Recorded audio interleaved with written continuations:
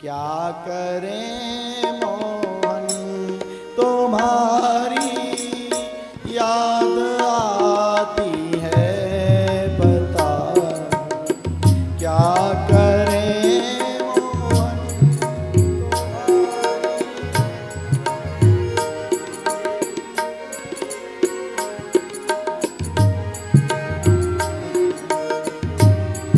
तुम्हारी याद आती है, बता दो क्या करें मोहन तुम्हारी याद आती है, बता दो क्या करें मोहन।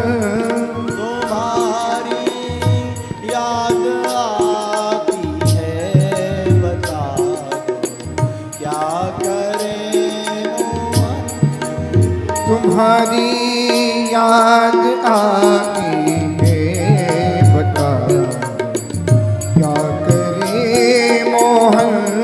सुबह और शाम आती है, रात भर वो रुलाती है। सुबह और शाम आती है, रात भर वो रुलाती है। सुबह और शाम आती है, रात भर वो रुलाती है। सुबह और शाम आती है, रात भर वो रुलाती है। चैन दिल को नहीं आता, चैन दिल हमको नहीं आता, बता दो क्या करें मोहन तुम्हारी याद आती है, बता दो क्या करें मोहन। हरी हरी बोल। सुदामा जी मन में सोच रहे हैं,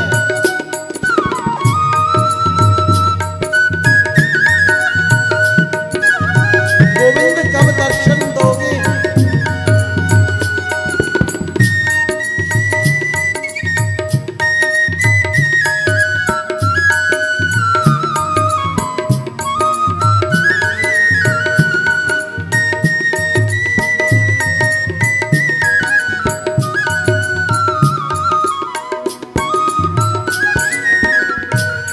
चलूं जब मैं न चलने दे, रुकूं जब मैं न रुकने दे। चलो जब वो न चलने दे, रुकूं जब वो न रुकने दे। चलूं जब मैं न चलने दे, रुकूं जब मैं न रुकने दे। चलो जब वो न चलने दे, रुकूं जब वो न रुकने दे। चैन दिल को नहीं आता, चैन दिल को नहीं आता, बता दो क्या करें मोहन तुम्हारी तुम्हारी याद आती है, बता दो क्या करें मोहन। तुम्हारी याद आती है, बता दो क्या करें मोहन तुम्हारी याद आती है, बता दो क्या करें मोहन। सुबह और शाम आती है, रात भर वो रुलाती है। सुबह और शाम आती है, रात भर वो रुलाती है। चैन हमको नहीं आता, बता दो क्या करें मोहन चैन। चैन हमको नहीं आता, बता दो क्या करे मोहन। नदी के किनारे सुदामा जी मिट्टी की डेली की तकिया बना करके लेट गए। लाला कन्हैया, तेरी 1000 बार गर्ज पड़े तो हमें यहां से ले जाइयो, हम तो यहीं सो रहे हैं।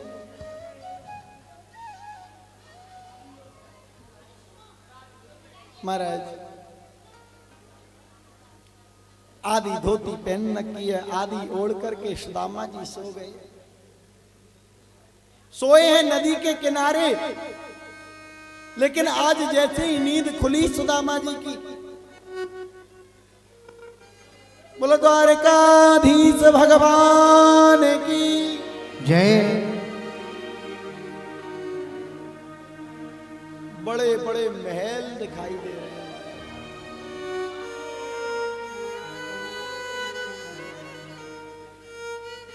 सुदामा जी को बड़ा आश्चर्य हुआ। मैं सोया था नदी के किनारे और ये मैं कहां आ गया? मैं कहीं कोई स्वप्न तो नहीं देख रहा हूं? मैं कहीं कोई स्वप्न तो, मैं सो तो नहीं रहा, ये स्वप्न तो नहीं है।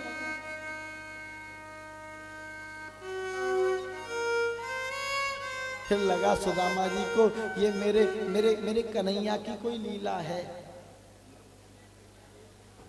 आज पूछते पूछते द्वारकापुरी के द्वार पर सुदामा जी आ गए।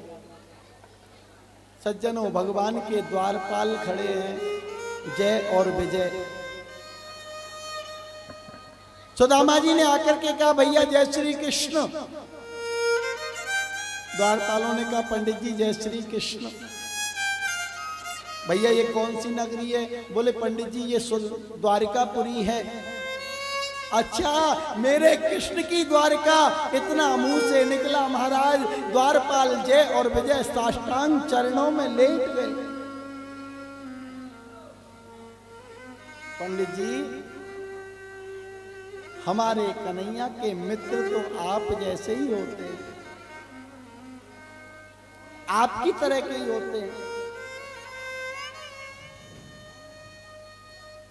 भैया एक बार मुझे कृष्ण का दर्शन करा दो, एक बार मेरे मित्र से मुझे मिला दो, और कुछ नहीं चाहिए, मेरी कोई अभिलाषा नहीं है, मुझे धन नहीं चाहिए। द्वारपाल जय और विजय बोले, पंडित जी हमारे भगवान से मिलने के लिए ब्राह्मणों को, साधु संतों को किसी की अनुमति की आवश्यकता नहीं है, लेकिन अभी सूचना मिली है कि भगवान दोपहर का भोजन पाकर के शयन कक्ष में जाने वाले हैं। यदि नहीं गए होंगे तो तुरंत आपको मिला देंगे। आप यहां बैठिए। और द्वारपाल सुदामा जी को बिठा करके आज भगवान के पास में आए। प्रभु प्रणाम। भगवान ने कहा, हाँ बोलिए। बोले एक निवेदन करना है। बोले हाँ, क्या निवेदन करना है? शीस पगाना जगातन पे जाने, वो आही बसों के ही जाने। शीस पगाना जगातन पे प्रभु जाने को आही बसों के ही गामा। दोती पटी सी लाटी दो पटी, दोती पटी सी लाटी दो पटी, और पाहे उपासन की नहीं सामा। शीस पगाना जगातन पे प्रभु जाने को आही बसों के ही गामा। शीस पगाना जगातन पे प्रभु जाने के आए बसों के गामा। ओ द्वारे खड़ो तुझ दुर्बल, एक रहो चक सो बसुधा अभिरामा। पूछत दीन दयाल को धाम बतावत आपनो नाम सुदामा पूछत दीन दयाल को धाम बतावत आपनो नाम सुदामा पूछत दीन दयाल को धाम बतावत आप पूछत दीन दयाल को धाम बतावत आपनो नाम।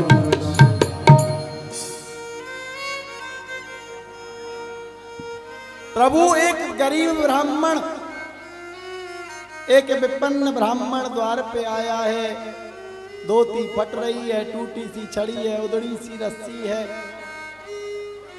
फूटा सा लोटा है। नाम सुदामा बताया, सुदामा नाम सुना। आज भगवान दौड़ पड़े महाराज प्रधान द्वार की ओर। कुंडल कहीं गिर रहा है, मुकुट कहीं गिर रहा है, चरणों में खड़ाऊ नहीं है। महाराज द्वारिका में हड़कंप मच गया। आज कौन ऐसा आ गया जिसके लिए भगवान नंगे पैर दौड़ रहे हैं और जाकर के सुदामा को गले से लगा लिया है।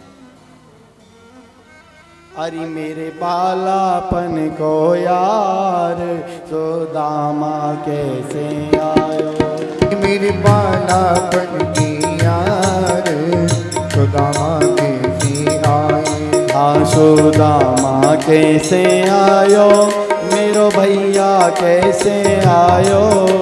सुदामा कैसो आयो, मेरे भैया कैसो आयो।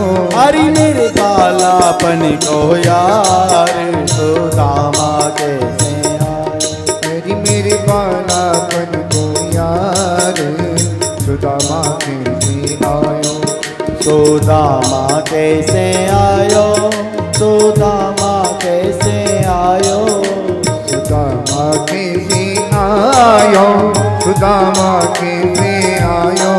सुदामा कैसे आयो, मेरो भैया कैसे आयो।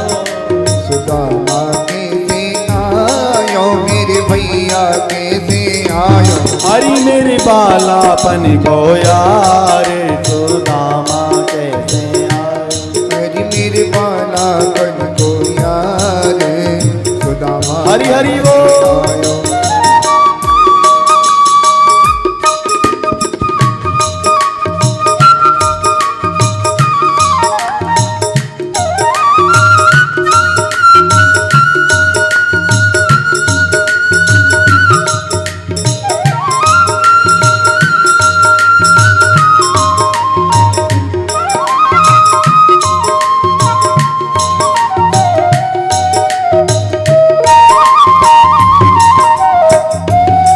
द्वारकाधीश भगवान की जय हो। भक्तवत्सल भगवान की जय हो।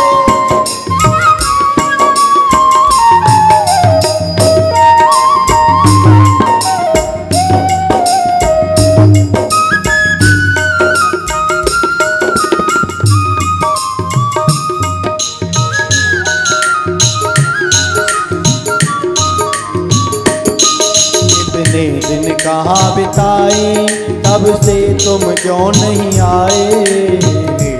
कहाँ बिताए तब से तुम क्यों नहीं आए। इतने दिन कहाँ बिताए, तब से तुम क्यों नहीं आए। इतने दिन कहाँ बिताए तब से तुम क्यों नहीं आए। मैंने दीनी तुरंत विसारे, सुदामा कैसे आयो। मैंने दीनी तुरंत विसार सुदामा कैसे आए। हरी मेरे बालापन को यार सुदामा कैसे आयो। हरि मेरे बालापन को यार हरि हरि सुदामा बोल। कैसे आए। आप लोग एक एक करके आए, भीड़ नहीं लगाए।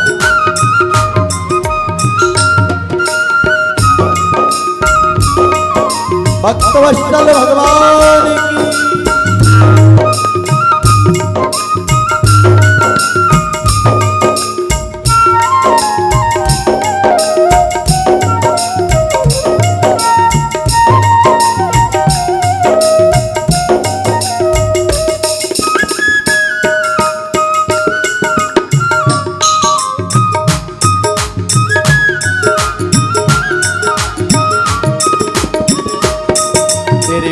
पामन फटी विवाई तैन क्यों तकलीफ उठाई। तेरे पावन फटी विवाई तिन क्यों तकलीफ उठाई। तेरे पामन फटी विवाई तैन क्यों तकलीफ उठाई। तेरे पावन फटी विवाई तिन क्यों तकलीफ उठाई। नेक मुख सो नेक मुख सो वचन उचार सुदामा कैसे आए। हरि निक मुख सो वचन उचार सुदामा कैसे आए। हरि मेरी बालापन को यार सुदामा कैसे आए। हरि मेरे बालापन को यार सुदामा कैसे आए। ओ सुदामा कैसे आयो सुदामा कैसे आयो। सुदामा कैसे आयो सुदामा कैसे आयो। हरि मेरे बालापन को यार सुदामा कैसे आयो। हरि मेरे बालापन को यार सुदामा कैसे।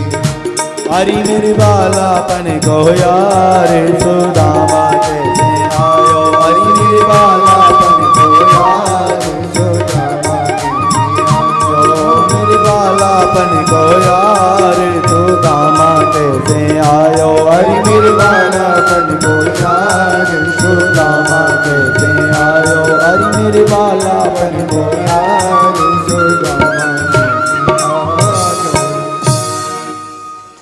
सुदामा कैसे आयो। मेरो भैया कैसे आयो। हरि सुदामा कैसे आयो। मेरे भैया कैसे आयो। हरि बालापन को यार सुदामा कैसे। हरि मेरे बालापन को यार सुदामा कैसे आयो। दौड़ करके गोविंद आए और अंक में भर लिया महाराज। हाथ से छड़ी छूट गई सुदामा जी के और दोनों एक दूसरे के हृदय से लग गए महाराज। सुखदेव स्वामी कहते हैं परीक्षित हो,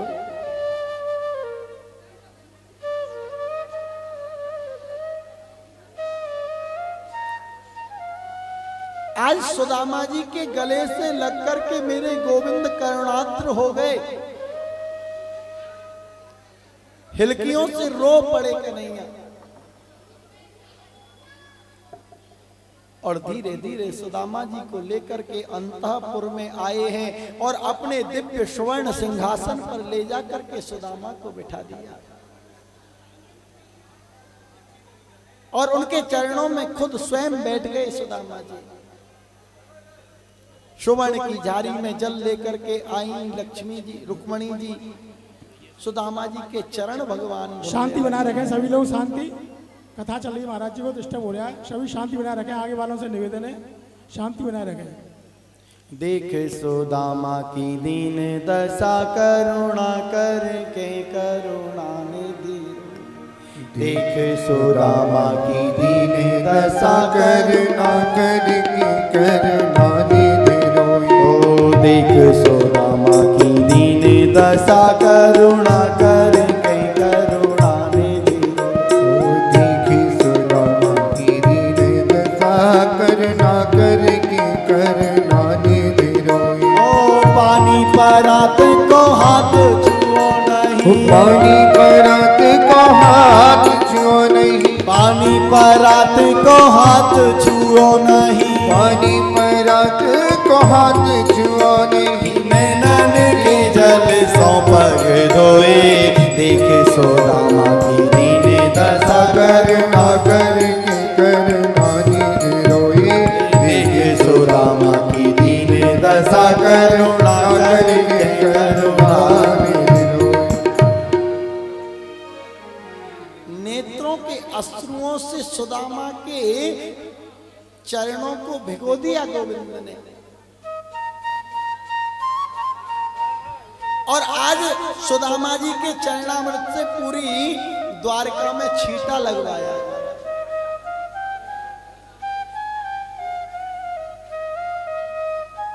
और भगवान की इस करुणा को देख करके आंखों में आंसू तो सुदामा जी के भी आ रहे हैं, लेकिन अपने आंसुओं को पी लिया। क्यों? बोले आंसुओं को देख करके कोई ये ना समझ ले कि मैं कुछ मांगने के लिए आया हूं।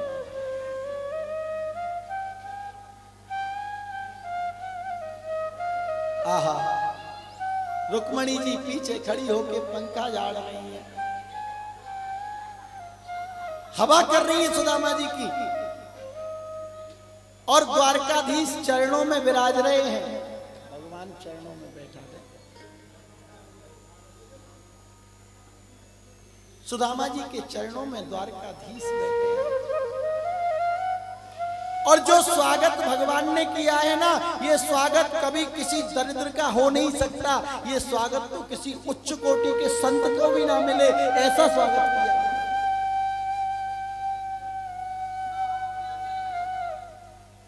और भगवान जब पैर धो रहे थे ना सुदामा जी के, भगवान जब सुदामा के चरण धुल रहे हैं तो सुदामा जी को संकोच हुआ। अरे लाला, अरे भैया मेरे पामन को काहे को धो रहे हो? मोको तो बड़ा संकोच है। मेरे पामन को काहे को धोवे? भगवान बोले सुदामा जी, विप्र प्रसादाद धरणीधरोऽहम्, विप्र प्रसादाद कमलावरोऽहम्, विप्र प्रसादाद अजिताजितोऽहम्, विप्र प्रसादाद मम राम नाम। बोले मैं आज जो कुछ हूं वो ब्राह्मणों के आशीर्वाद से ही तो हूं। विप्र प्रसादाद धरणीधरोऽहम् और विप्र प्रसादाद कमलावरोऽहम्। आज जो कुछ मेरे पास धन है, जो कुछ भी मेरे पास है, आप ब्राह्मणों के आशीर्वाद से ही तो है। लक्ष्मी स्वरूपा रुक्मणी मेरी पत्नी है, अर्धांगिनी है। किसकी कृपा से? बोले विप्र प्रसादाद, भगवान के जो ब्राह्मण देवता हैं उनकी कृपा हुई तो लक्ष्मी रूपा रुक्मणी प्राप्त हुई है। और तो और विप्र प्रसादाद अजिता जितोऽहम्, और विप्र प्रसादाद मम राम नाम। यहां तक कि मेरे नाम की महिमा भी ब्राह्मणों की वजह से है। इसलिए आज आपके चरणामृत से मेरी द्वारका पवित्र हो गई है। अच्छा लाला, ऐसी बात है तो भैया धो ले। तो भगवान के चरण, भगवान ने चरण धुल लिए हैं।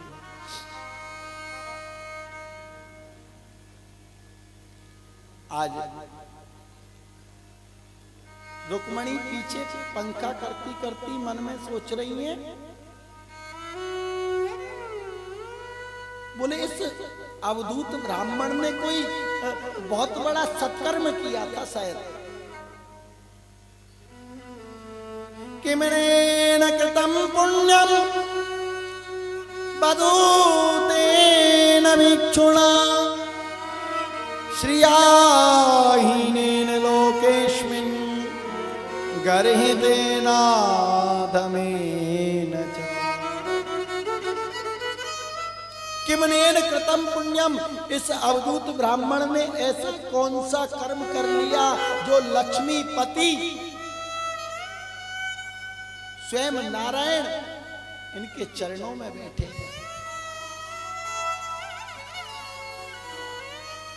भगवान की सब पत्नियां आकर के बैठी हैं, पुत्र भी आकर के बैठे हैं, पौत्र भी आए हैं, सेनापति मंत्री सब बैठे।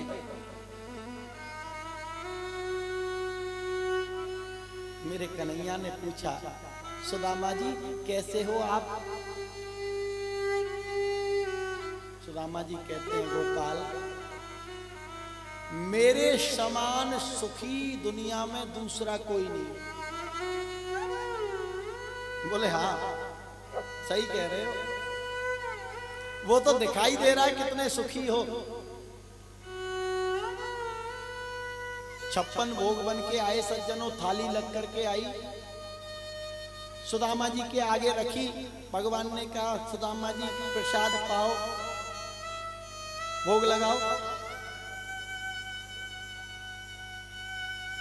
ऐसा नहीं कि सुदामा जी को कभी मिला नहीं था तो टूट पड़े थाली पे, ना।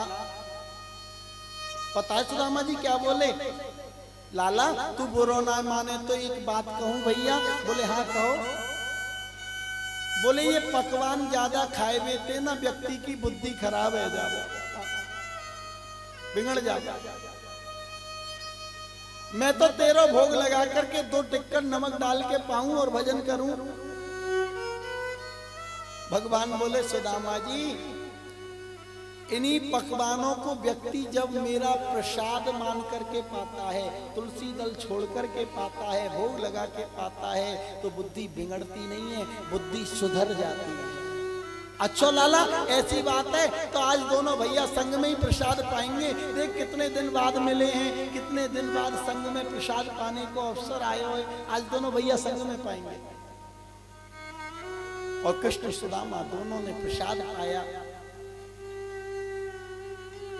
और जब प्रसाद आदि का कार्य हो गया, भगवान ने अपनी पत्नियों से कहा चलो प्रणाम करो। अब तो एक एक पत्नी आवे और प्रणाम करे। जी मैं रुक्मणी हूं, प्रणाम करती हूं। देवी चिर सौभाग्यवती भव। मैं जामवंती हूं, प्रणाम करती हूँ देवी सौभाग्यवती भवा। मैं सत्यभामा हूं, प्रणाम करती हूँ देवी चिर सौभाग्यवती भवा। मैं कालिंदी हूं, प्रणाम करती हूँ देवी चिर सौभाग्यवती भवा।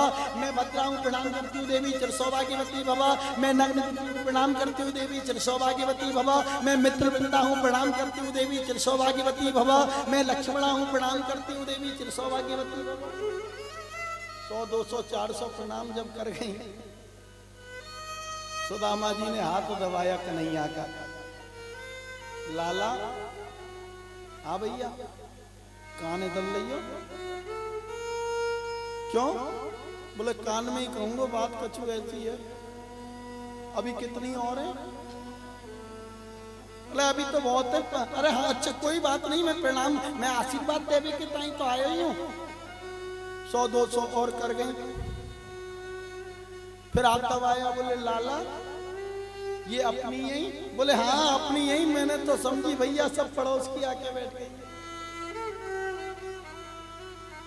200 400 और कर गई प्रणाम।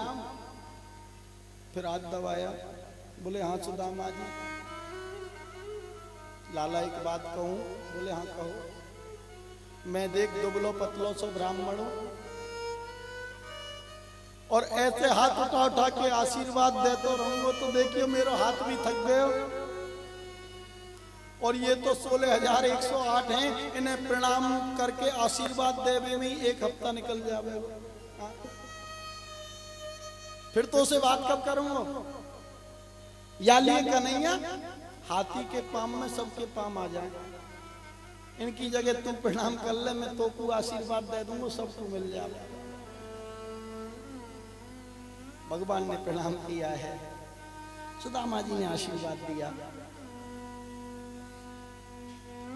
अब बचपन के जब 2 मित्र मिलते हैं ना तो करुणा सी आ जाती है। कुछ बहुत दिन में मिलते हैं तो गला भर आता है, अंदर थोड़ी करुणा आ जाती है, आंखों में आंसू आ जाते हैं।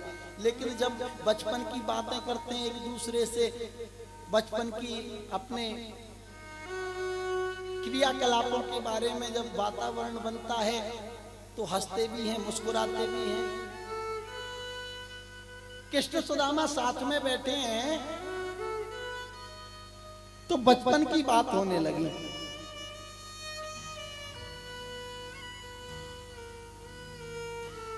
सुदामा जी अपि ब्रह्मन् गुरुकुलात् भवता लब्ध दक्षिणात् समावृत्तेन धर्मज्ञ भार्योड़ा सदृशी नवा। सुदामा जी अपि ब्रह्मन् गुरुकुलाद भवता लब्ध दक्षिणात्। आपको याद है गुरुकुल में जब हम दोनों पढ़ो करे, गुरुजी हमसे इतना स्नेह करे, हम सब जो बालक आपके संग में पढ़े सहपाठी, वो आपको चिढ़ाते थे कि सुदामा जी विवाह करोगे, तो आप कहते भैया हमें विवाह नहीं करना, हमें तो भजन करना। वे तो बचपन की बात थी। लेकिन एक बात बताओ, अब आपको आपके समान सुशील पत्नी मिली कि नहीं मिली?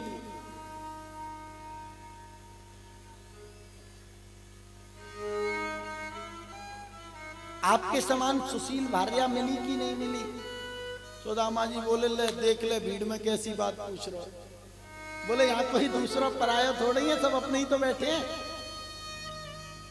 लाला हमारी तो देख बिल्कुल इच्छा नहीं, लेकिन घर वाले ने ज्यादा आग्रह किया तो हमें विवाह करना ही पड़ो। तेरी भाभी को नाम है सुशीला। भगवान कहते हैं सुदामा जी बड़े निष्ठुर हो, विवाह भी कर लिया और निमंत्रण तक नहीं दिया।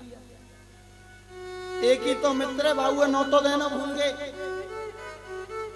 सुदामा जी बोले ज्यादा बात नहीं बना, मैंने एक विवाह करो तो को नौ तो देना भूल गए। तेने 16,108 करे, एक आदमी नौ तो दियो का। बोले मेरी बात सुनोगे तो हंसी आएगी। बोले क्यों? बोले शाम को 5 बजे तक विवाह की कोई चर्चा नहीं है और 7 बजे तो घर में बहू आ गई। यहाँ प्रेम से बोलो राधे राधे। अच्छा भैया। बोले सुदामा जी आपको पता है मैंने विवाह की बात क्यों पूछी? लाला मोह कहा मालूम तेने काहे की पूछी है? बोले आप घर में यदि अकेले होते तो पूछना व्यर्थ था, बेकार था। लेकिन घर में जब हमारी भाभी है तो हमारी भाभी ने हमारे लिए क्या भेजा? इतना कहा गोविंद ने, सुदामा जी की नजर नीचे को हो गई। मन में सोचने लगे मेरा कन्हैया तो कृपालु है, लेकिन इसकी पत्नी तो बड़े बड़े राजघरानों की राजकुमारी है, और उन सबके सामने ये चावल की पोटली कैसे दिखाऊं? क्या सोचेंगी कैसा मित्र कच्चे चावल खिलाने को ले आया? इसलिए सुदामा जी ने सोचा थोड़ा बात बदल देता हूं, बचपन की बात कर लूं, ये पत्नियां चली जाएंगी तो अकेले में दे दूंगा। लाला तो कृपालु है ना कन्हैया, तो फिर कोई बात नहीं। लाला तेरी भाभी की बात बाद में कर लेंगे, लेकिन बचपन की बात कर लें। देखियो हम दोनों संग पढ़ो करें, गुरुजी कैसो प्रेम करे, हम ते गुरु माता भी बहुत प्रेम करें। एक दिन तो हम जब देर है गई वन में लकड़ी लेने के लिए गए तो गुरुजी पीछे आ गए लालटेन लेकर के, मेरे सुदामा कृष्ण अभी तक आए नहीं। कितना प्रेम था गुरुजी का। बोले सब कुछ मालूम है, पहले ये बताओ भाभी ने कहा भेजो। लाला भाभी की बात बाद में कर लेंगे, तुम्हें पता है हम कैसे पढ़ा करे। हम सब कह रहे कि गुरुजी भी कहते थे कृष्ण मेरे शिष्यन में सबसे ज्यादा चंचल है, उद्यमी है, और सुदामा सबसे अच्छा है। लेकिन लाला कन्हैया तेने तो हमसे पहले शिक्षा पूरी कर ली।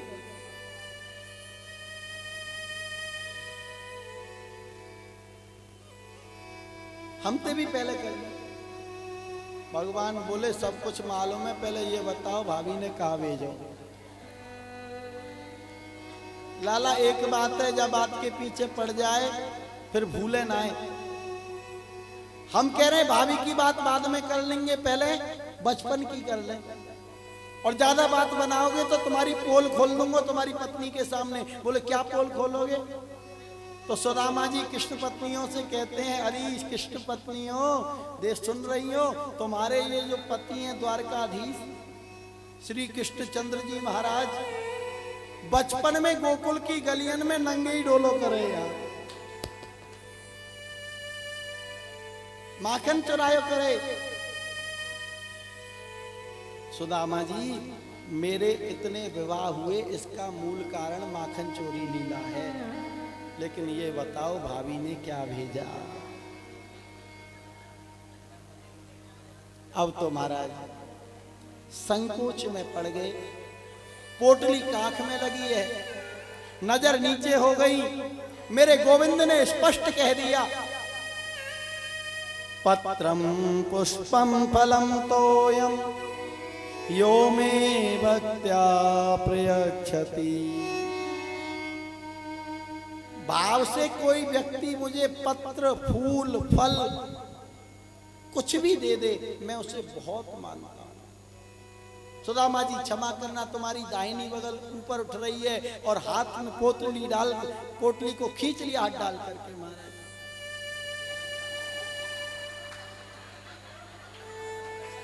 भगवान ने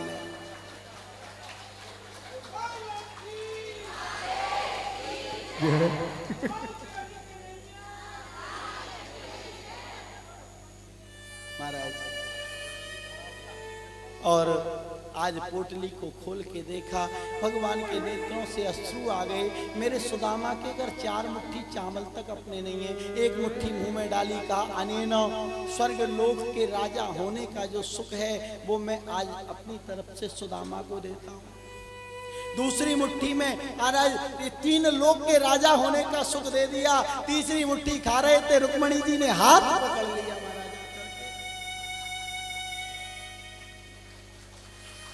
आज अंतरंग इशारे से रुक्मणी जी कह रही हैं, आज तो ब्राह्मण पे बड़े बरस रहे हो, ये उसी कुल का ब्राह्मण है जिसने वक्षस्थल पर पाद का प्रहार किया था। भगवान ने भी इशारे से कह दिया, ये उसी कुल का ब्राह्मण है जो तुम्हारी पत्रिका लेके द्वारका आया था, नहीं लाता तो महारानी नहीं बन जाती।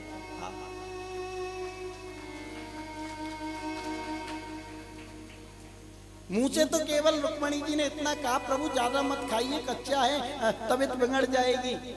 हाँ लाला, कच्चे चावल कोई खाए बेकू हो, तू तो कुछ समझे ही नहीं है।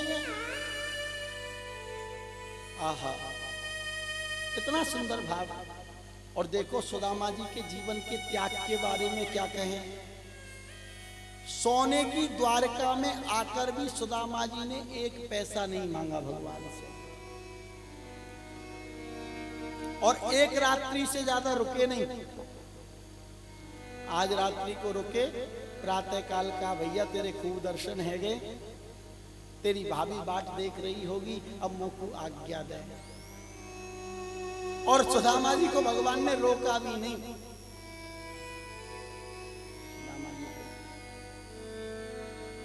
रोका भी नहीं भगवान ने, बोले हाँ जाओ।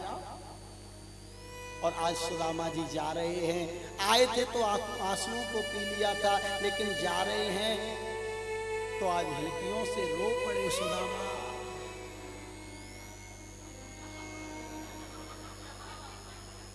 और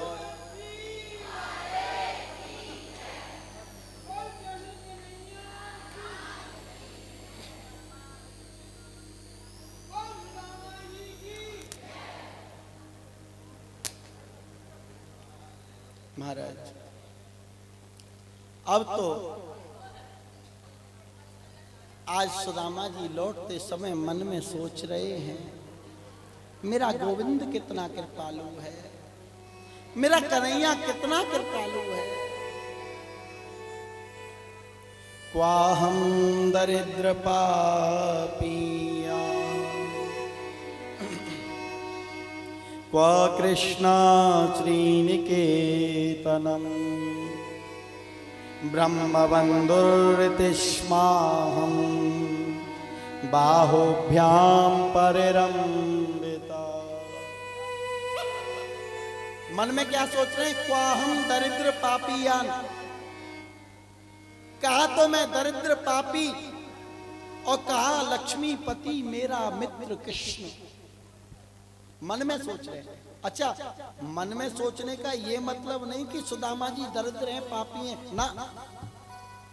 ऐसे तो गोस्वामी तुलसीदास जी ने भी लिखा है, मौसम कौन कुटिल खल कामी।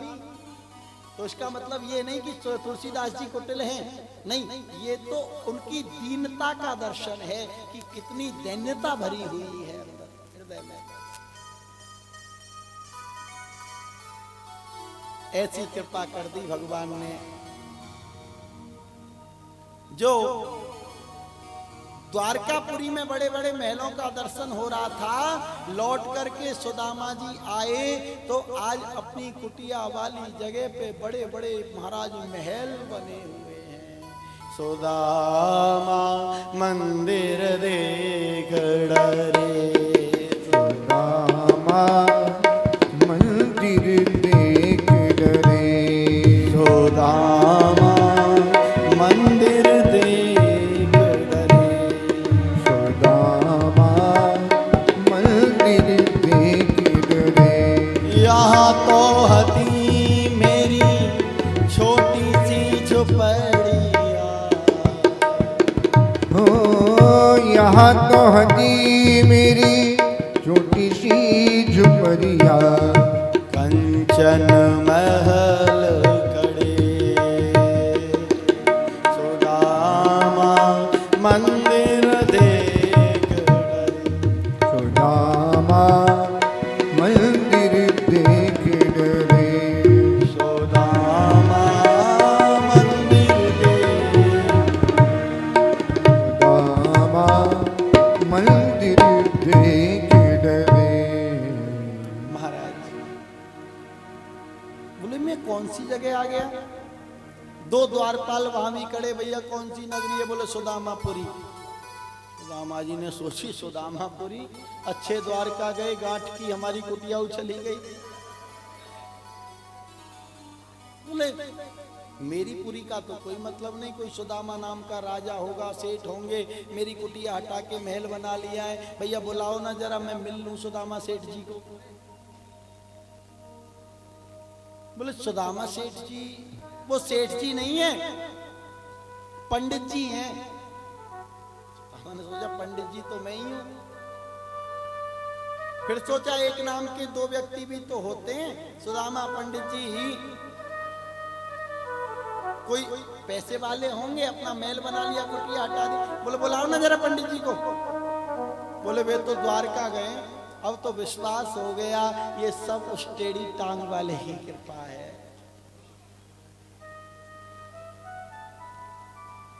मन में सोचा वो अंदर सुशीला तो होगी। बोले भैया जरा पंडितानी जी को बुला लो, थोड़ा पूछ लें कुटिया कहाँ है।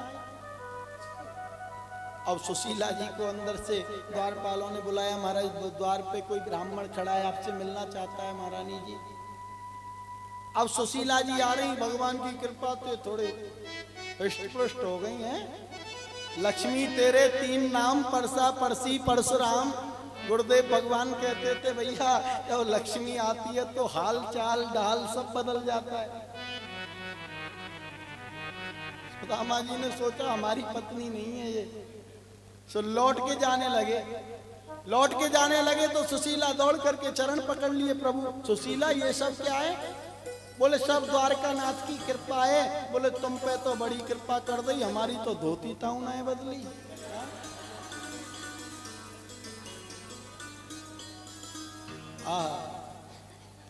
अच्छा सुशीला एक काम करो। क्या प्रभु? बोले हीरे की चटनी, मोती की दाल और सोने की रोटी बनाओ। बोले ये वस्तु कोई भोजन प्रसादी की थोड़ी है स्वामी। बोले जब भोजन प्रसादी की नहीं है तो करेंगे क्या इनका? मुझे तो 2 टिक्कर नमक डाल करके ठाकुर जी का भोग लगा के मिल जाए, उसी में सब कुछ है। क्यों सज्जनों? विपदो नैव विपदः संपदो नैव संपदः, विपदा नारायण विस्मृति संपन्न नारायण स्मृति। शास्त्र कहते हैं विपत्ति विपत्ति नहीं होती, संपत्ति संपत्ति नहीं होती। गोविंद को भूल जाना सबसे बड़ी विपत्ति है, कन्हैया की याद बने रहना ये सबसे बड़ी संपत्ति है। आज बोले तुम भोगो इस संपत्ति को, मैं तो जा रहा हूं वन में। सुशीला ने कहा जब आप चले जाओगे तो मैं क्यों क्या करूंगी यहाँ। और आज दोनों जाने लगे, वो टेढ़ी टांग वाला प्रकट हो गया। बोलो द्वारकाधीश भगवान की जय। सुदामा जी कहाँ जा रहे हैं? प्रभु ये सब क्या है? बोले इसका उपभोग करो आप। सुदामा जी कहते हैं माधव दो चार मालाएं आपकी जपता हूं वो भी छूट जाएंगी। धन के साथ अभिमान आने में देर नहीं लगती। भगवान ने कहा धन को अपना मानोगे तब अभिमान आएगा, धन को भगवान का मानो तो अभिमान बिल्कुल नहीं आएगा। हमारा है ही नहीं, जो कुछ है ठाकुर जी का है। घर है, व्यापार है, सब कुछ ठाकुर जी को नौछावर है। अंतिम भक्ति है आत्मनिवेदनम। आत्मनिवेदन का मतलब है हे प्रभु मैं जैसा हूं, जो कुछ हूं, आपको समर्पित हूं। भगवान को समर्पित भाव से जपेंगे तो महाराज अभिमान जीवन में नहीं आएगा। सुदामा जी को भक्ति का वरदान दिया है। इसके उपरांत में सुखदेव स्वामी कहते हैं परीक्षित भगवान कृष्ण को ब्रजमंडल छोड़े आज 100 वर्ष हो गए। कुरुक्षेत्र जिसे हम शमंतक पंचक क्षेत्र कहते हैं, सूर्य ग्रहण के पावन अवसर पर वसुदेव जी महाराज ने एक बड़े सुंदर यज्ञ का आयोजन वहां किया। क्योंकि सज्जनों सूर्य ग्रहण, चंद्र ग्रहण इत्यादि में जब हम कोई धर्म का कार्य करते हैं, कोई अनुष्ठान करते हैं, कोई भजन करते हैं, गीता पाठ करते हैं, तो उसका अनंत गुना फल मिलता है। कई बार तो सूर्य ग्रहण इत्यादि पर जप करने से मंत्र की सिद्धि हो जाती है। इतना फल। तो सूर्य ग्रहण के पावन अवसर पर विशाल यज्ञ का आयोजन किया। यहां पर एक शिक्षा मिलती है कि घर में एक परिवार को कैसे रहना चाहिए, माता पिता और बच्चों का आपस में कैसे तालमेल होना चाहिए। सूर्य ग्रहण के अवसर पर यज्ञ करना चाहते हैं वसुदेव जी। कन्हैया से बोले लाला मेरी इच्छा है सूर्य ग्रहण पे यज्ञ हो और वहां कुरुक्षेत्र में चल करके बढ़िया खूब यज्ञ करामें, बड़े बड़े वेदज्ञ ब्राह्मण आए, ऋषि आए, संत आए, लोगों को प्रसाद वितरण हो। अब तुमको अच्छा लगे तो तुम थोड़ा देख लो। तो भगवान ने कहा पिताजी कैसी बात करते हो, खूब यज्ञ भी होगा, ऋषि भी आएंगे, संत भी आएंगे, विप्र भी आएंगे, प्रसाद वितरण भी होगा, चिंता मत करो।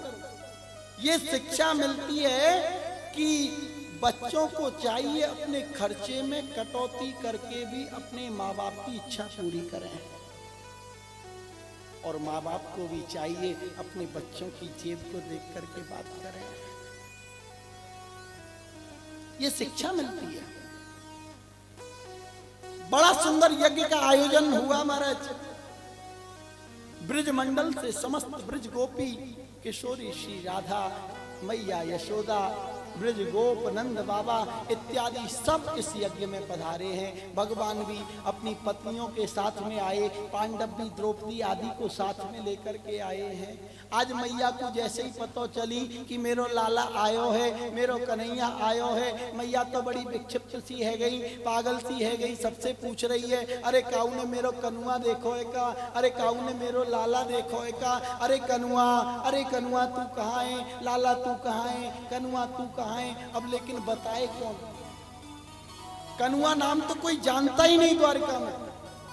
वहां तो सब द्वारकाधीश महाराज कहते हैं, कनुआ तो मैया यशोदा ब्रज में कहती थी। अब कोई बता ही नहीं रहा। मैया के नेत्रों से अश्रु निकल रहे हैं, बार बार नीचे गिरती है, उठती है, अरे काऊ ने मेरो लाला देखो है का, अरे काऊ ने मेरो कनुआ देखो है का। ऐसे कहती कहती मैया उस कक्ष के बगल से निकली जिसमें मेरे गोविंद शयन कर रहे थे, सो रहे थे। कनुआ कनुआ जैसे ही आवाज गोविंद ने कान में सुनी, अरे ये तो मेरी मैया यशोदा की आवाज है, ये तो मेरी मैया की आवाज है। हड़बड़ा करके उठ गए और कक्ष से निकल करके आए, देखा सामने मैया खड़ी है। आज साष्टांग लेट गए मैया के चरणों में और हिलकियों से रो पड़े। मैया भी रोने लगी और लाला को उठा करके अपनी छाती से चिपका लिया और लाला के सिर को अपने प्रेमाश्रुओं से भिगो दिया।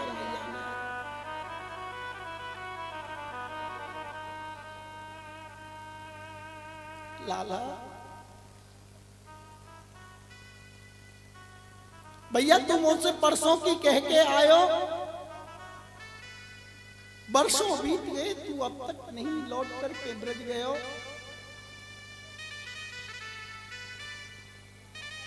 मैया के चरण पकड़ करके गोविंद नेत्रों से अश्रु आने लगे। मैया मुझको क्षमा कर दे, मुझसे गलती है गई मैया, मैं परसों की कह के आयो, वर्षों बीत गए। मैया मुझको क्षमा कर दे। और अपने लाला को रोते हुए देखो तो मैया ने आंसू पहुंच करके अपनी छाती से चिपका ली। और लाला तू रोवे मत। कन्हैया भैया कोई बात नहीं है, तू नहीं आयो तो पर तू रोवे मत।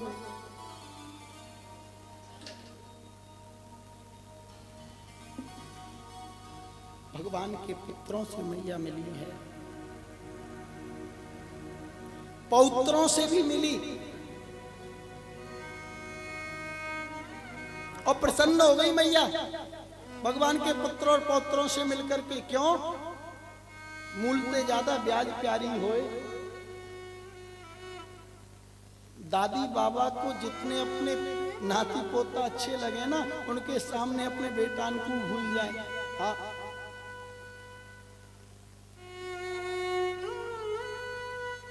खूब अपने जीवन में कड़क बन के रहते होंगे, लेकिन पोता पोती आ गए तो वो कंधन पे ही चढ़ेंगे सीधे। मैया प्रसन्न हो गई, अरे ये मेरे लाला के पुत्र हैं, अरे ये मेरे लाला के पौत्र हैं।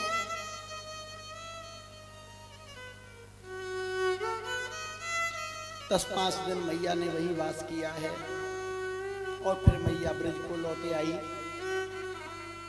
इधर कृष्ण पत्नियां रुक्मणी इत्यादि द्रौपदी से भी मिली हैं। वहां जो चर्चा हुई, संसार की चर्चा हुई सज्जनों। द्रौपदी कृष्ण पत्नियों से पूछती है, बताओ तुम्हारा विवाह कैसे हुआ, तुम्हारा कैसे हुआ। अब तो एक एक गोपी कहे, मेरी एक एक पत्नी कहे मेरे में इतनी लड़ाई हुई, मेरे में इतना झगड़ा हुआ। लेकिन यही कृष्ण पत्नियां जब किशोरी श्री राधा से मिली हैं सज्जनों, लाडली जी से जब मिली है, वहां जो सुंदर सत्संग हुआ है। रुक्मणी भगवान कृष्ण से कहती हैं, स्वामी मैंने सुनी है कि किशोरी जी आई हैं, प्रिया जी आई हैं। हाँ हाँ आई तो हैं स्वामी, हम उनका दर्शन करना चाहती हैं। जरूर रुक्मणी जरूर जाओ, लेकिन सुनो खाली हाथ मत जाना, कुछ लेकर के जाना हाथ में। और रुक्मणी ने क्या किया, गरम गरम दूध और सोने के लोटे में स्वर्ण के कलश में भर दिया। और आज राधा रानी का दर्शन करने, प्रिया जी का दर्शन करने कृष्ण पत्नियां आई हैं। और देखो प्रिया जी का दर्शन करने के लिए 7 ड्योढ़ी पार करनी पड़ती है। ड्योढ़ी कहते हैं द्वार को, ब्रज भाषा में द्वार को ही ड्योढ़ी कहा गया। और पहली ड्योढ़ी पर खड़ी हुई गोपी इतनी सुंदर रुक्मणी जी ने आकर के चरण पकड़ लिए। किशोरी जी प्रणाम करती हूँ। अरे अरे ये क्या कर रही हो आप, हम किशोरी जी नहीं हैं, हम प्रियाजू नहीं हैं, हम तो प्रियाजू की दासी की भी दासी हैं, दासी की भी चरण दासी हैं। रुक्मणी के नेत्रों से अश्रु निकले आए। हे भगवान, जिसकी दासी की चरण दासी इतनी सुंदर है, वो ना जाने कितनी सुंदर होगी, कितनी सुंदर होगी।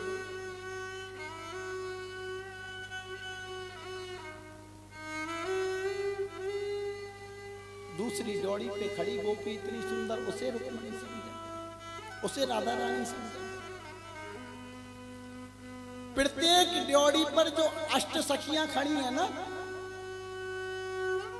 राधा रानी की 8 सखी हैं ब्रिज में, और उन अष्ट सखियों का स्वरूप एकदम किशोरी जी की तरह। क्यों? जिसकी हम दिल में चाह रखते हैं, जिसको हम मन से पूजते हैं, उसका स्वरूप हमारे जीवन में आ जाता है।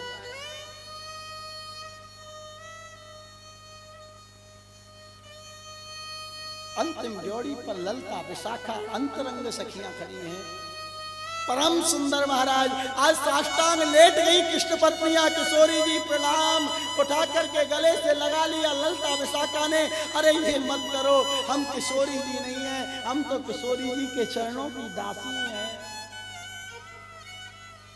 हे ललते, हे विशाखा, एक बार हमें लाल किशोरी जी का दर्शन करा दो, प्रिया जी का दर्शन करा दो। ललता विशाखा कृष्ण पत्नियों को लेकर के आई हैं, तो क्या देखा, बीच हजारों गोपियां ऐसे झुंड लगा करके मंडलाकार बैठी हैं, और बीच में किशोरी श्री राधा बैठी हैं, हमारी प्रिया जी बैठी हैं, लाली बैठी हैं। और महाराज इतनी अद्भुत सुंदरता।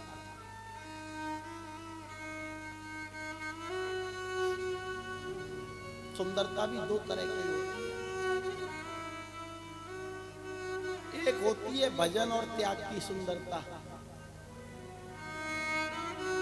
एक होती है बादाम रोगन की सुंदरता। चेहरे पे क्या क्या लगाएं सुंदर होने के लिए।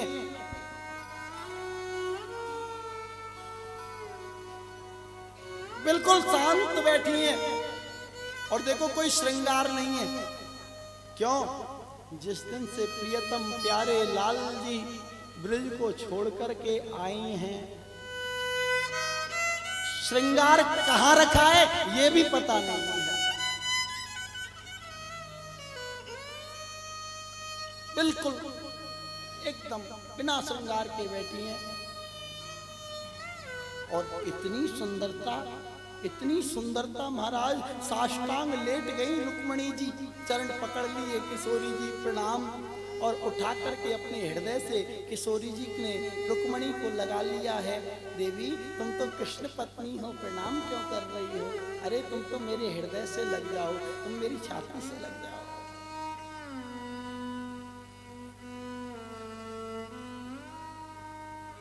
कोई सजावट नहीं है, कोई बनावट नहीं है, कोई दिखावट नहीं है प्रिया जी के स्वरूप में। और सुखदेव स्वामी तो कहते हैं, परीक्षित, यहाँ कोई संसार की चर्चा नहीं हुई, कोई विवाह की चर्चा नहीं, कोई संसार की चर्चा नहीं। किशोरी जी पता है रुक्मणी से क्या कहती हैं? रुक्मणी, आदि रानियों, तुम सब कृष्ण पत्नियां हो, कृष्ण पति के रूप में मिले हैं, ये सौभाग्य है तुम्हारा। लेकिन एक बात बताओ, कृष्ण का चिंतन करती हो कि नहीं? गोपाल का चिंतन होता है कि नहीं? लाडली जो आपकी कृपा होगी तो वो भी मिल जाएगा। ये दूध लाई थी हम आपके लिए, आप कृपा करती। प्रिया जी ने हाथ जोड़ लिया, रुक्मणी, जिस दिन से प्राण वल्लभ कृष्ण ब्रिज को छोड़ करके गए हैं, दूध को पीना तो बहुत बड़ी बात है, दूध की ओर देखा तक नहीं। रुक्मणी के मुंह से निकल आया, बोले उन्हीं ने तो भेजा है आपके लिए। इतना कहा, तुरंत लोटा छीन लिया दूध का, और गरम गरम दुग्ध एक ही सांस में किशोरी जी ने पी लिया। मेरे लाल जी ने भेजा है, मेरे ठाकुर जी ने भेजा है। प्रणाम करके और किशोरी जी आई, किशोरी जी को प्रणाम करके रुक्मणी आदि रानियां लौट करके आई, आकर के गोविंद के चरणों में प्रणाम किया है सज्जनों। और प्रणाम करते हुए गोविंद के चरण देखे रुक्मणी ने तो क्या देखा, कन्हैया के चरणों में मोटे मोटे छाले पड़े हुए हैं।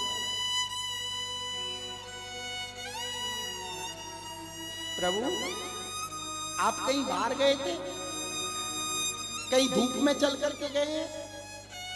नहीं तो फिर ये आपके छाले कैसे पड़े? बोले रुक्मणी ये छाले तुमने पाड़े हैं, ये छाले तुम्हारी वजह से पड़े हैं। बोले प्रभु मेरी वजह से? बोले हाँ, तुमने किशोरी जी को गरम गरम दूध पिला दिया। अरे किशोरी जी के हृदय में मेरे चरण हैं और मेरे हृदय में किशोरी जी के चरण हैं। गोपाल सहस्त्र नाम में लिखा है सज्जनों, तस्मात् ज्योतिर्रवेद्वेधा राधा माधव रूपकम। और इस लाइन को भागवतकार व्यास देव जी ने लिख करके पुष्ट कर दिया है कि ये भगवान के चरण और किशोरी जी के चरण एक दूसरे के हृदय में विराजमान है।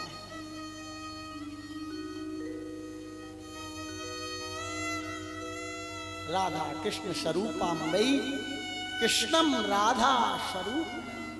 राधा ही कृष्ण है, कृष्ण ही राधा है महाराज, अलग नहीं है।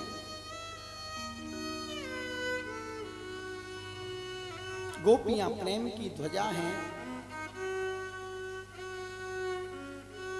त्याग क्या है देखना है तो किशोरी जी के जीवन में देखो, गोपियों के जीवन में देखो। प्रेम देखना है तो गोपियों और किशोरी जी के जीवन में देखो। आहा, नंदो गोपाश्य गोपाश्य गोविंद चरणाम्बुजे मनः चित्तम पुनर्हरतो मनीषा मथुरा। वसुदेव जी ने जब यज्ञ किया तो ये गोप ग्वाले नंदो गोपाश्य गोपश्य गोविंद चरणाम्बुज, ब्रजवासी गोप सखा नंद इत्यादि सब 10-5 दिन वहां वास किया और फिर गोविंद के चरणों को हृदय में रख करके वापस लौट आए। इन ब्रजवासियों का अभूतपूर्व संबंध है भगवान के साथ में। सुखदेव स्वामी कहते हैं परीक्षित तुम धन्य हो, तुम्हारे एक नहीं 3 संबंध है भगवान के साथ, 3। बोले गुरुजी 3 संबंध कौन कौन से? बोले पहला संबंध है ईश्वर अंश जीव अविनाशी चेतन अमल सहज सुख राशि सो माया वश भयहु गुसाई बदयो कीट मरकट की नाई। पहला संबंध है कि हम लोग ईश्वर के अंश हैं, ये पहला संबंध है। और दूसरा संबंध ये है कि तुम्हारी माँ के गर्भ में जाकर के भगवान ने तुम्हें बचाया। एक गर्भ में 2 जीव हो, 2 प्राणी हो तो वो आपस में भाई होते हैं। दूसरा संबंध ये है। और तीसरा संबंध ये है कि तुम्हारी दादी सुभद्रा मेरे गोविंद की खास बहन थी, सगी बहन थी। हाँ, तुम बड़ भागी। यहाँ पे परीक्षित प्रश्न करते हैं गुरुजी, देवासुर मनुष्येषु ये भजन्त शिवम शिवम प्रायस्ते धनिना भोजा ना लक्ष्म्या पतिम हरिम। देवासुर मनुष्येषु ये भजन्त शिवम शिवम। परीक्षित कहते हैं गुरुजी एक बात बताइए, देवताओं में, गंधर्वों में, मनुष्यों में जो लोग शंकर जी की पूजा करते हैं वो अमीर ज्यादा होते हैं, और जो लक्ष्मीपति नारायण की पूजा करते हैं वो गरीब होते हैं। ऐसा क्यों? सुखदेव स्वामी कहते हैं परीक्षित शायद तुम समझे ही नहीं शिव और नारायण के रूप को। बात पहली तो ये है कि अमीर होना गरीब होना ये भगवान नहीं करते। अमीर गरीब तो व्यक्ति अपने कर्मों से होता है। और यहां तक शिव और नारायण की बात है तो सज्जनों, शिव और नारायण अलग नहीं है, एक ही है दोनों, लेकिन लीला के लिए दोनों ने दो रूप धारण कर लिए। बोले मेरी समझ में नहीं आया, जिनके पास अपने रहने की जगह नहीं है ऐसे शिव जी के भक्त अमीर और लक्ष्मी के पति के भक्त गरीब। बोले शिव और नारायण अलग नहीं है, क्यों? बोले भगवान राम ने जब रामेश्वर की स्थापना की, लोगों ने पूछा रामेश्वर का अर्थ क्या है प्रभु? भगवान कहते हैं राम का जो ईश्वर है वह रामेश्वर है। तो भगवान भोलेनाथ प्रकट हो गए शिवलिंग से, बोले झूठ बोल रहे हैं, राम जिसका ईश्वर है वो रामेश्वर है। दोनों में झगड़ा होने लगा तो नारद जी कहते हैं बोले ये दोनों ही झूठ बोल रहे हैं। मैं बताता हूं, जो राम है वह ईश्वर है और जो ईश्वर है वही शिव है, अलग नहीं। लेकिन एक बात तो है, भगवान शिव का एक नाम आशुतोष है। आशु शीघ्रम तुष्यति इति आशुतोष, जो बहुत जल्दी संतुष्ट हो जावे वो आशुतोष, प्रसन्न हो जाए। कृपा के नाते भोलेनाथ ना, भोला लगा हुआ है पहले, तो भोले बाबा तो वास्तव में ही भोले हैं। हाँ? कोई जल चढ़ा दे 1 लोटा तो प्रसन्न, कोई 3 पत्ती को बिलपत्र चढ़ा दे तो प्रसन्न, मंदिर का घंटा चढ़ा के भाग जाए तो भी प्रसन्न है। भागवत में कथा आती है बृकासुर नाम के दैत्य की। एक बृकासुर नाम का राक्षस था, लोग इसे भस्मासुर के नाम से भी जानते हैं। सुकनी नाम के राक्षस का ये पुत्र है। अब सुकनी नाम के राक्षस का पुत्र होने की वजह से आप लोग ये मत समझ लेना वो महाभारत वाले सुकनी मामा जी वे तो बड़े खतरनाक थे। एक सुकनी नाम के राक्षस हुए, उनका पुत्र है भस्मासुर। एक बार नारद जी से पूछा, बोले पहले कौन सा देवता प्रसन्न होता है? बोले पहले प्रसन्न होते हैं शंकर भगवान। तो ये चला गया हरिद्वार में से प्रवेश करके बद्री और केदार क्षेत्र में, केदारनाथ जी पे। हाँ, वैसे आपको एक बात बताएं, बद्रीनाथ केदारनाथ जहाँ है ना, तो सारी भूमि जो है केदारनाथ की यही भोले बाबा की है। भगवान नर नारायण ने तो किराए पे ले रखी है बद्रीनाथ जी ने तपस्या के लिए। खूब भजन किया महाराज, खूब तपस्या की उसने। भगवान भोलेनाथ तो कृपा के सागर हैं, प्रसन्न हो गए। बोले वरदान मांग, वरदान मांग, ये वक्त मैं प्रसन्न हूं, वरदान मांग ले।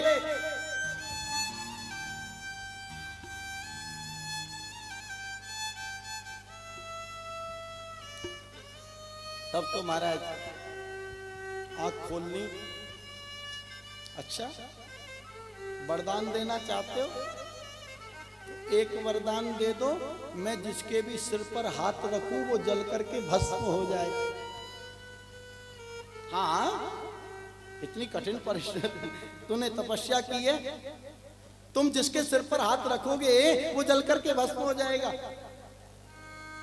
अब बृकासुर राक्षस है, भस्मासुर ये दैत्य है। अब दैत्यों की बुद्धि का कोई ठिकाना नहीं। मन में सोचने लगा ये पार्वती बहुत सुंदर है, ऐसा करता हूँ शिव के सिर पे ही हाथ रख देता हूँ, पार्वती को साथ ले चलता हूँ। गौरी हरण लालसा, मां पार्वती के हरण की लालसा जग गई और भोले बाबा के सिर पर हाथ रखने को तैयार हुआ। भोले बाबा भागे 40 किलोमीटर प्रति घंटे की रफ्तार से। अब तो आगे आगे भोले बाबा, पीछे पीछे बृकासुर, आगे आगे भोले बाबा, पीछे पीछे भस्मासुर। हे भगवान, आज अच्छा चक्कर पड़ गया। कमलापति ही विष्णु जी आज विष्णु लोक में बैठ करके भोजन कर रहे थे, हंसी आ गई। लक्ष्मी जी ने पूछा प्रभु क्यों हंस रहे हो? बोले आज फंसा है बाबा भक्त के चक्कर में। बड़ी जल्दी वरदान देता है, वरदान मांग, वरदान मांग। अब तो भोले बाबा दौड़ रहे हैं, आगे आगे पीछे पीछे बकासुर, पीछे पीछे भस्मासुर। हे प्रभु, हे विष्णु भगवान, बचाओ बचाओ बचाओ। भगवान बोले वरदान भी तो तुमने ही दिया है बाबा। बोले आज के बाद नहीं दूंगा, आज बचा लो कैसे भी करके। भगवान विष्णु आज ब्रह्मचारी बनकर आ गए और शिवजी और बकासुर के बीच में प्रकट हो गए, हाथ पकड़ लिया भस्मासुर का। हे भैया, अरे रुक जाओ, कहाँ भागे जा रहे हो? देखो कैसे पसीना आ रहे हैं, थोड़ी हवा खा लो, अपने पीताम्बर से हवा करने लगे। पानी पियोगे? ए, हाथ क्यों पकड़ा हमारा? अरे भैया देखना कितनी गर्मी पड़ रही है, पसीने आ रहे हैं, कुछ जल पान कर लो। अरे बाबा आगे निकल जाएगा।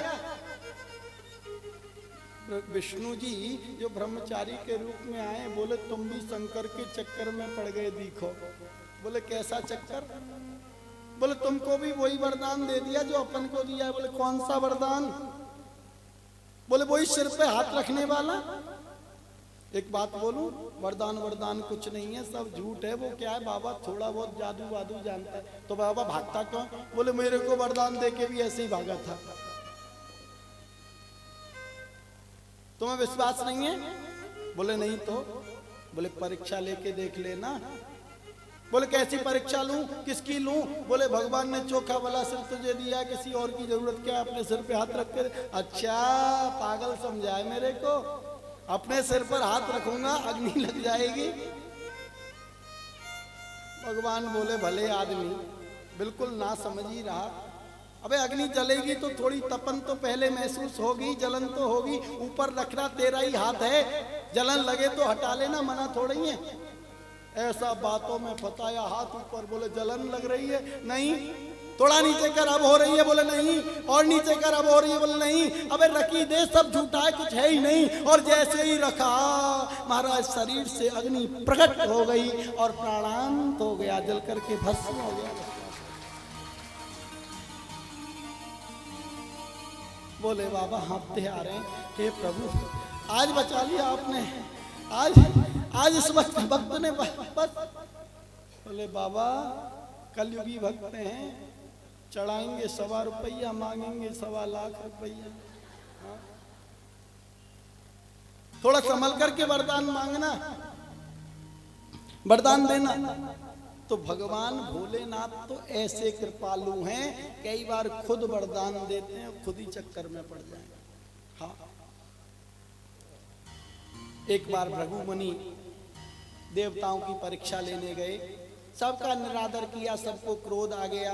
भगवान के वक्षस्थल पर पाद का प्रहार किया है। भगवान ने चरण पकड़ लिए, प्रभु मेरा वक्षस्थल तो बड़ा कठोर है, आपके चरण बड़े कोमल हैं, इनमें लग तो नहीं गई, इनमें चोट तो नहीं आ गई। भगवान भृगु जी कहते हैं सब देवों में विष्णु ही श्रेष्ठ है। आहा, अर्जुन अपने अभिमान को नहीं टाल सका तो ब्राह्मण बच्चों की रक्षा नहीं कर पाया। लोकालोक पर्वत पर जाकर के ब्राह्मण बालकों को ला करके अर्जुन का यश भगवान ने बढ़ाया है। उसके बाद में वेद स्तुति ऋषियों के द्वारा हुई है। इस प्रकार ये भागवत जी का 10वां स्कंद पूर्ण हुआ। 11 स्कंद में प्रवेश करेंगे बहुत सूक्ष्मता के साथ में।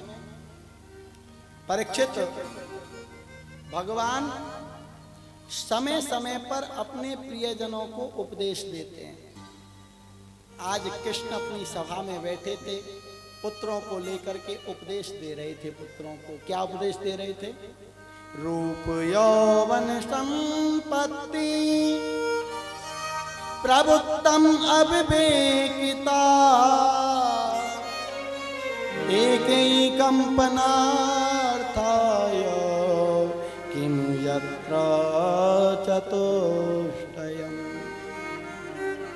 रूप यौवन संपत्ति और किसी बड़े पद का मिल जाना, इन 4 चीजों के साथ में यदि विवेक ना हो तो व्यक्ति अहनित कर लेता है, अपना ही अनित कर लेता है। इसलिए तुम कृष्ण के पुत्र हो, रूपवान हो, युवा हो, संपत्ति तुम पे है ही है और पद की तुम्हें कोई चिंता ही नहीं, कृष्ण के पुत्र हो।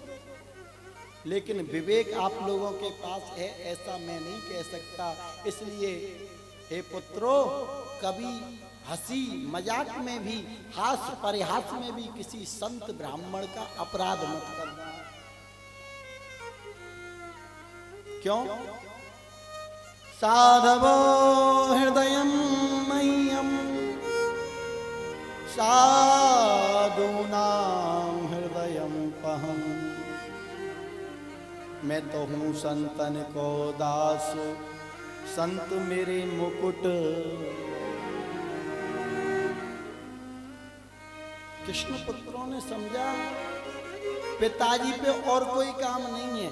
जब देखो संतों की बड़ाई, जब देखो ब्राह्मणों की बड़ाई, नीचे नजर करके हंसने लगे। भगवान ने सोचा ध्यान नहीं दे रहे हैं, भोगेंगे। आज प्रवास क्षेत्र में आ गए, सप्तऋषि पिंडार क्षेत्र, जहां पे बड़े बड़े ऋषि बैठे हैं महाराज। विश्वामित्र, असित कण्व, दुर्वासा, भृगुरंगिरा,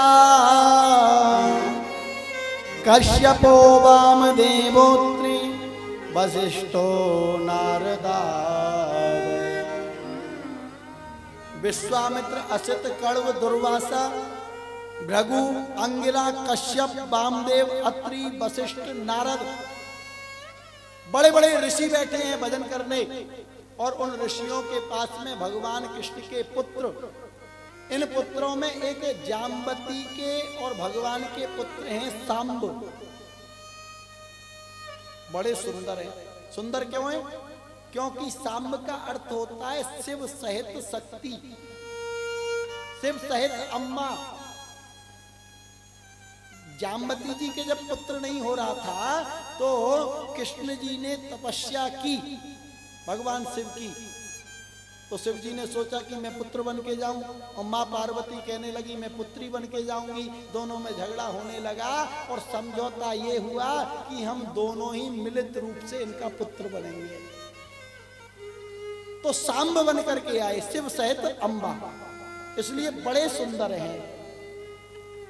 साड़ी पहना करके, पेट पर कपड़ा लपेट करके ले आए। बाबा ये नई बहू है, इसके पुत्र होगा या पुत्री। ऋषि तो त्रिकालदर्शी होते हैं। दुष्टो, कृष्ण के पुत्र होकर के हमसे मजाक करते हो? जाओ, ऐसा मूसल होगा उत्पन्न जो तुम्हारे कुल का नाश हो जाएगा। आज सब डर गए, श्राप लग गया, तो समझो द्वारका को किसी की नजर लग गई महाराज। साड़ी खोल के देखी, मूसल मिल गया, अखरों से पिसवा करके, घिसवा करके समुद्र में फेंक दिया। अब तो महाराज श्राप के उपरांत में वसुदेव जी का मन नहीं लगता है घर में। आज नारद जी का आगमन हुआ, वसुदेव जी बैठे बैठे रुदन कर रहे थे, चरण पकड़ लिए नारद जी के, आओ प्रभु बड़ी कृपा की। वसुदेव जी क्या बात है, क्यों उदास हैं? बोले सत्य कहता हूँ देव ऋषि, वैसे तो मैं बड़ा बड़भागी हूँ, मथुरा द्वारका जैसी नगरी का राजा हूँ, कृष्ण बलराम जैसे पुत्रों का पिता हूँ, लेकिन मेरा मन अब नहीं लगता है। बचपन से सुनता आ रहा हूँ भागवत धर्म, ये भागवत धर्म क्या है? नारद जी ने कहा जो प्रश्न तुमने किया है यही प्रश्न नव योगेश्वरों से जनक महाराज ने किया। एक बार योगेश्वर जनक महाराज के यहाँ आए तो पूछा कि दुर्लभो मानसो देहो देहिनाम क्षण भंगुरा तत्रापि दुर्लभम मन्ये वैकुंठ प्रियदर्शन।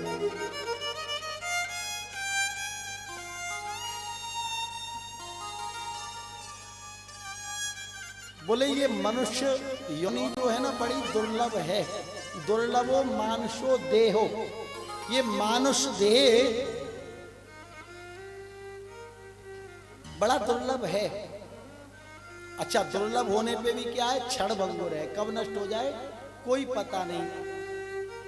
तो इसलिए तत्रापि दुर्लभम मन्ये वैकुंठ प्रिय दर्शनम। दुर्लभ मनुष्य देह में भी और दुर्लभ बात क्या है? बोले वैकुंठ प्रिय श्री हरि का दर्शन होना, ये और भी दुर्लभ है।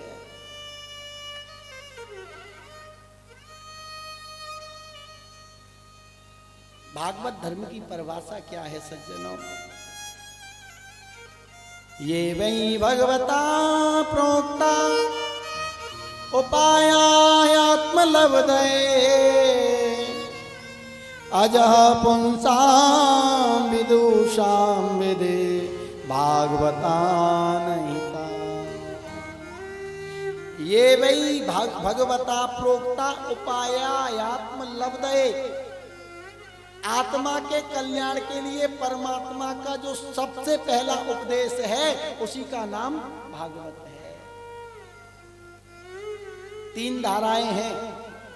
शुरू होती है विश्वास से, मध्य होता है संबंध से और विश्राम होता है समर्पण से। यत् करोसि यदज्ञासि यज्ञ होसि ददाति यत् मरणपित मनोबुद्धि ययात्मा संप्रसीदति। भगवान कहते हैं भैया एक विश्वास मन में कर लो कि मैं तुम्हारे हृदय में बैठा हुआ हूं और जीवन में जो तुम करते हो वो मुझे समर्पित कर दो। हाँ, कायेन वाचा मनसेन्द्रियैर्वा बुद्ध्यात्मना वानसता स्वभावात् करोति यद् यत् सकलं परस्मै नारायणायेति समर्पयेत्। कायेन वाचा मन से इंद्रियर्वा, भैया मन से, वाणी से, कर्म से जो कुछ करो भगवान को अर्पित कर दो, यही भागवत है।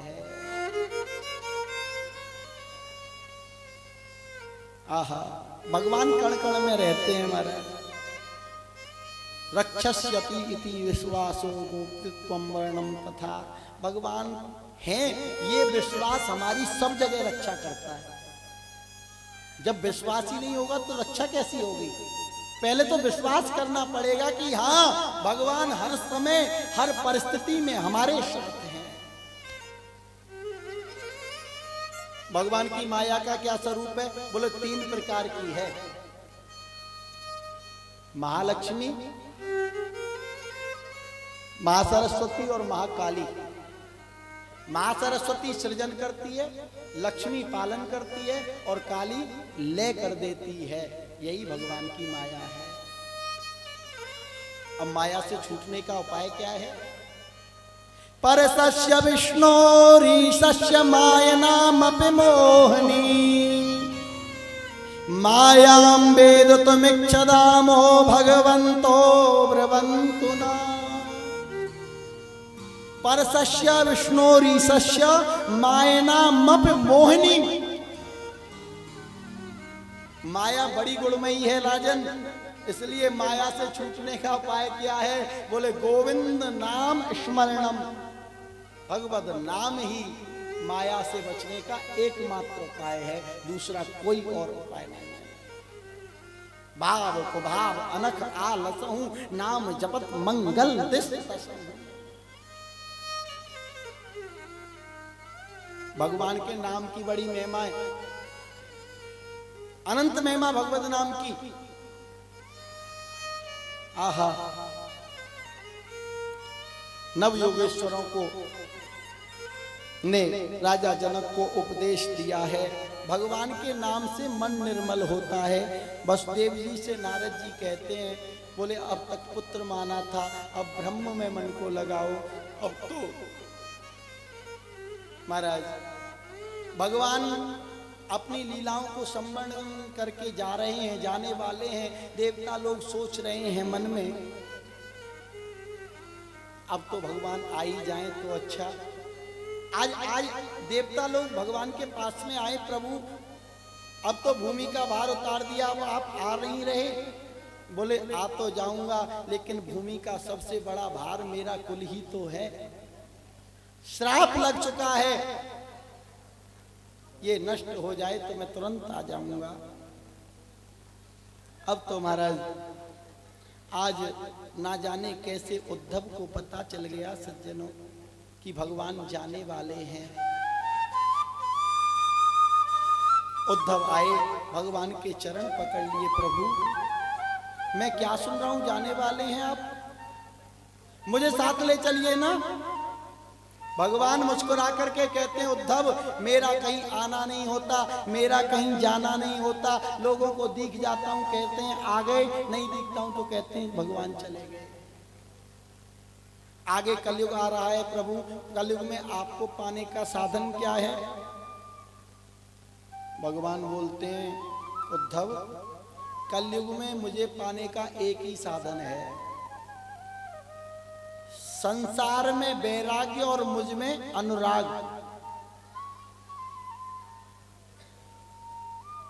संसार से वैराग्य आ जाए।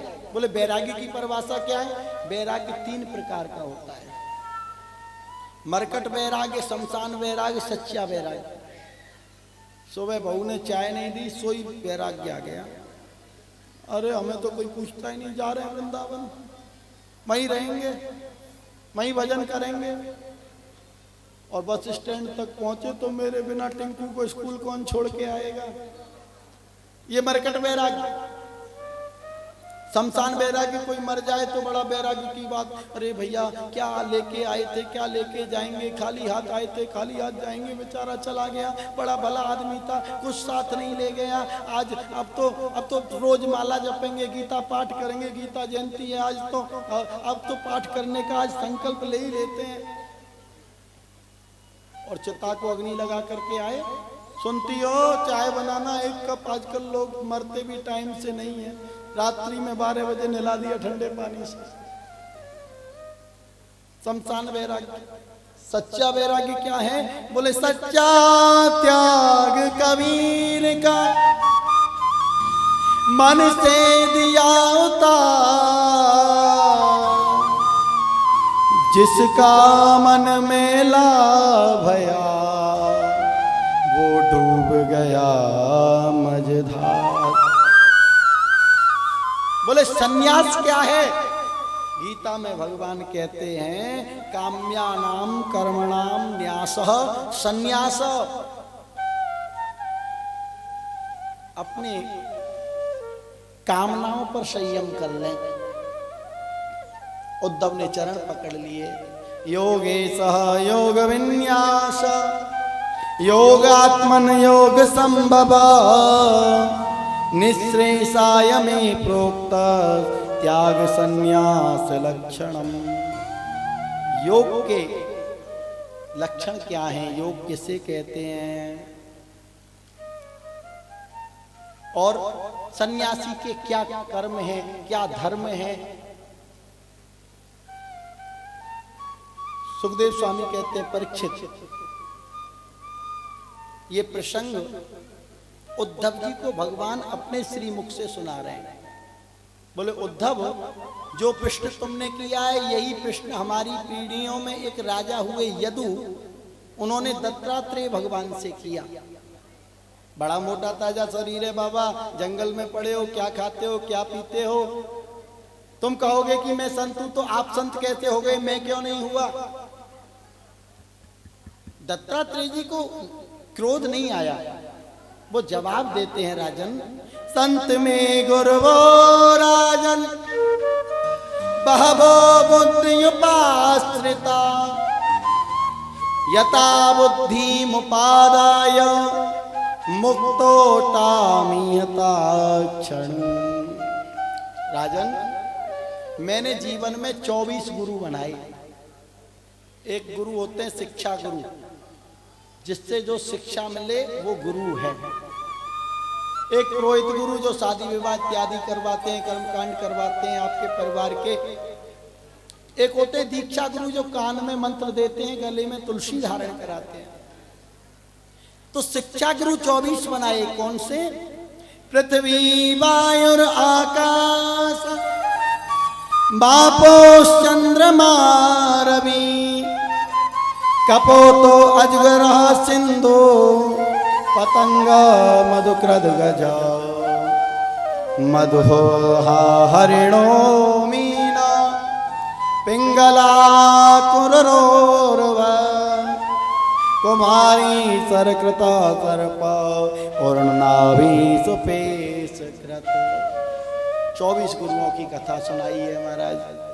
पृथ्वी को गुरु बनाया है, जीवन में सबसे पहला गुरु पृथ्वी को बनाया, सहनशीलता सीखी। वायु को गुरु बनाया है, आकाश को गुरु बनाया है।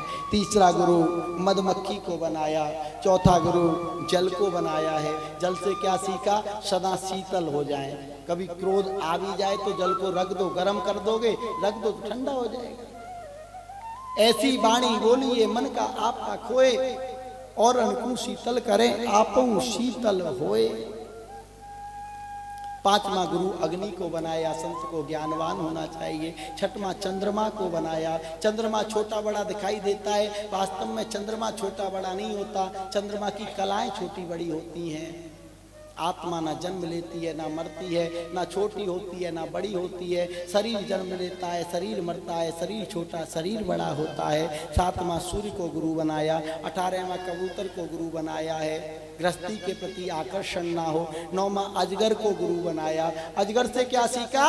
अजगर करे न चाकरी, पंछी करे न काम, दास मलू का कह गए सबके दाता।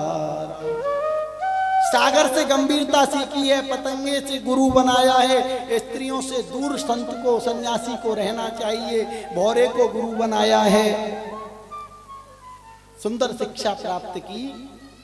दोए बातन को याद रख, जो चाहत निज कल्याण, नारायण एक मौत को दूजे श्री भगवान। मधुमक्खी को गुरु बना करके शिक्षा मिली कि संग्रह ना करें। हिरण को गुरु बनाया, ग्राम्य गीत ना सुने। मछली को गुरु बनाया, जीभ पर कंट्रोल रखें, संयम रखें। एक वैश्या को गुरु बनाया, पिंगला नाम की वैश्या, विजयनगर में रहती है। सुबह से शाम तक सज के बैठी है, ग्राहक आएगा ग्राहक आएगा। शाम तक कोई ग्राहक नहीं आया। सोचती है जितना चिंतन दुनिया के ग्राहक का कर रही हूं, भगवान का करती तो कल्याण हो जाता। कृष्ण कृष्ण कृष्ण कृष्ण कर ले मन मेरे, जन्म कोट पाप जाए क्षण में कट तेरे। हर परिस्थिति में भगवत नाम गावे भैया। एक बालक को गुरु बनाया, प्रत्येक परिस्थिति में एक सा होना चाहिए। सर्प को गुरु बनाया, अपने लिए आश्रम इत्यादि सन्यासी ना बनावे। और भृंगी कीट को गुरु बनाया, भगवान का चिंतन हो। हाथी को गुरु बनाया, स्पर्श सुख की लालसा से दूर रहें। अंतिम गुरु अपने शरीर को बनाया है। जैसे हम 2 वर्ष पहले थे, 2 वर्ष के बाद नहीं रहेंगे। 2 महीने पहले जैसे थे वैसे नहीं रहेंगे। 2 घंटे पहले जैसे थे 2 घंटे बाद नहीं रहेंगे। शरीर बदलता है, आत्मा नहीं बदलती। भगवान कृष्ण कहते हैं, उद्धव संत के लक्षण मैंने तुमसे कहे। चारों युगों में सतयुग में हूं, चारों वेदों में साम वेद मेरा रूप है। अक्षरों में आ में हूं, मंत्रों में ओमकार में हूं, हाथियों में ऐरावत मेरा रूप है, धातुओं में सुवर्ण मेरा रूप है, मणियों में पद्मराग में हूं, पुरोहितों में वशिष्ठ मेरा रूप है, प्रेमियों में अर्जुन में हूं, मनुओं में स्वयंभू मनु में हूं, और स्त्रियों में शत्रुपा मेरा स्वरूप है, और ज्ञानी भक्तों में उद्धव तुम भी मेरा ही रूप हो। सुनना क्या है? सुनने के बाद जीवन में उतारना चाहिए सज्जनों। जीवन में उतारेंगे तो मोह निशा जग शोभन हारा, देखें स्वप्न अनेक प्रकारा। भागवत तो सुन ली, लेकिन सुन करके इधर से इधर निकाल दी तो सुनना बेकार है।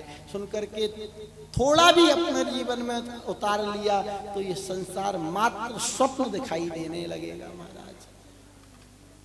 उद्धव से भगवान कहते हैं मेरे जाते ही द्वारका समुद्र में विलीन हो जाएगी। 2-4 यदुवंशी जो बचेंगे उनको तुम लेकर के बद्रीनाथ धाम में चले जाना। यदुवंशियों की बुद्धि बिगड़ गई, श्राप लगा था, आपस में लड़ने लगे, प्रवास क्षेत्र इत्यादि में आ गए। भगवान कृष्ण को आज बलराम जी प्रणाम करते हैं, हे प्रभु बड़े भैया बनकर के सेवा करने का अवसर दिया, मैं आपको बारंबार प्रणाम करता हूं। और शेष रूप से क्षीर सागर को चले गए। बोलो शेषनाग भगवान की जय। पीपल के वृक्ष के नीचे अर्धशयनावस्था में भगवान बैठे हैं, अपनी दाहिनी जांग पर बाएं चरण को रख करके भगवान बैठे। एक बहेलिया आया, भगवान के चरणों में तीर मार दिया है। कोई कोई संत का भाव है कि ये बाली बहेलिया बन के आया, कोई ना कोई कारण तो बनता है यहां से जाने का। ठाकुर जी बताना चाहते हैं। बहेलिया ने चरण पकड़ लिया, आके प्रभु मुझे दंड दो, मुझसे गलती हो गई। बोले नहीं बहेलिए, मेरी मर्जी के बगैर तो पत्ता भी नहीं हिलता है, ये बाण भी लगा है तो मेरी मर्जी से लगा है। अर्जुन आया, प्रभु आपके चरणों में बाण किसने मारा मुझे बताओ, मैं दंड दूंगा। अर्जुन दंड की आवश्यकता नहीं है, मैं जाने वाला हूं। तुम ऐसा करो, मेरी पत्नियों को लेके वृंदावन चले जाओ, किशोरी जी का संग मिलेगा, गोपियों का संग मिलेगा तो कुछ उद्धार हो जाएगा। रोते रोते अर्जुन गए हैं, कृष्ण पत्नियों को लेकर के वृंदावन जा रहे थे। बीच मार्ग में भगवान ही कोल भील बन करके आए और पत्नियों का हरण कर लिया। बता रहे हैं तेरा गांडी भी मेरे बगैर कुछ नहीं कर सकता है। आज भगवान का सारथी दारुक, प्रभु आप जा रहे हैं? हाँ दारुक मैं जा रहा हूं। जिंदगी भर जिसने मेरे गोविंद के रथ को हाँका है, जो सबका रथ हाँकता है उसके रथ को दारुक में आता है, जो सबका रथ हाँकता है। इसलिए भगवान को बहुत प्रिय है ये दारुक। ये दारुक मेरे जाते ही समुद्र में विलीन हो जाएगी द्वारका। 2-4 यदुवंशी जो बच्चे हैं लेकर के बद्रीनाथ धाम चले जाओ। रोता रोता वो चला गया। सब लोग टकटकी लगा करके आकाश मंडल में देख रहे हैं, देखते हैं भगवान कहाँ जाएंगे। और सबको देखते देखते मेरे गोविंद अंतर ध्यान हो गए। बोलो द्वारकाधीश भगवान की जय। व्यास जी कहते हैं भगवान कृष्ण का कभी जन्म नहीं होता, मृत्यु नहीं होती, वो तो अवतार लेते हैं और अंतर ध्यान हो जाते हैं। देवताओं को दिखे नहीं किधर गए। श्री कृष्ण अपने तेज को लेकर के आज श्री भागवत जी में प्रवाहित हो गए हैं। बोलो श्री भागवत भगवान की जय। आगे द्वादश स्कंद प्रारंभ होता है। एकादश स्कंद को हम प्रणाम करते हैं। द्वादश स्कंद में सुखदेव जी कहते हैं राजन कलयुग में बड़े दुर्गुण होंगे, कोई सत्य नहीं बोलेगा। बोले सब दुर्गुण होंगे या कोई गुण भी है? बोले एक ही गुण है, भगवत नाम से सब पार उतर जाएंगे। कलयुग केवल नाम आधारा, सुमिर सुमिर नर उतरई पारा।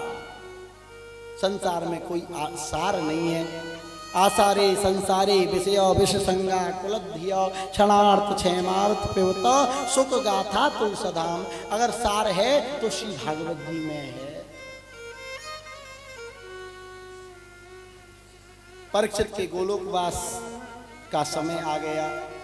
पुत्रों ने बड़ी व्यवस्था की है, लेकिन आज वो श्राप से उत्प्रेरित होकर के वो तक्षक आया, आज नाशिका में दंश कर लिया। परीक्षित ने 5 भौतिक शरीर का परित्याग कर दिया। बोलो परीक्षित महाराज की जय।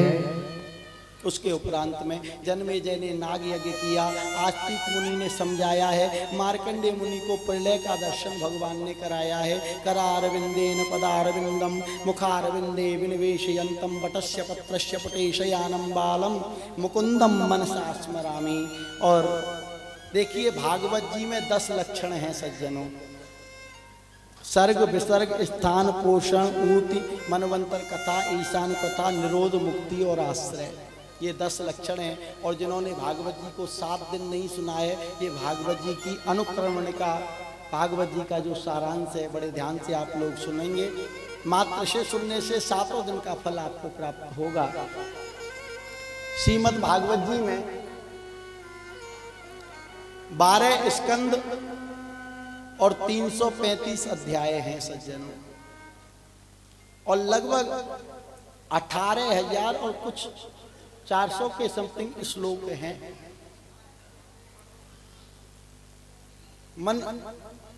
प्रथम स्कंद में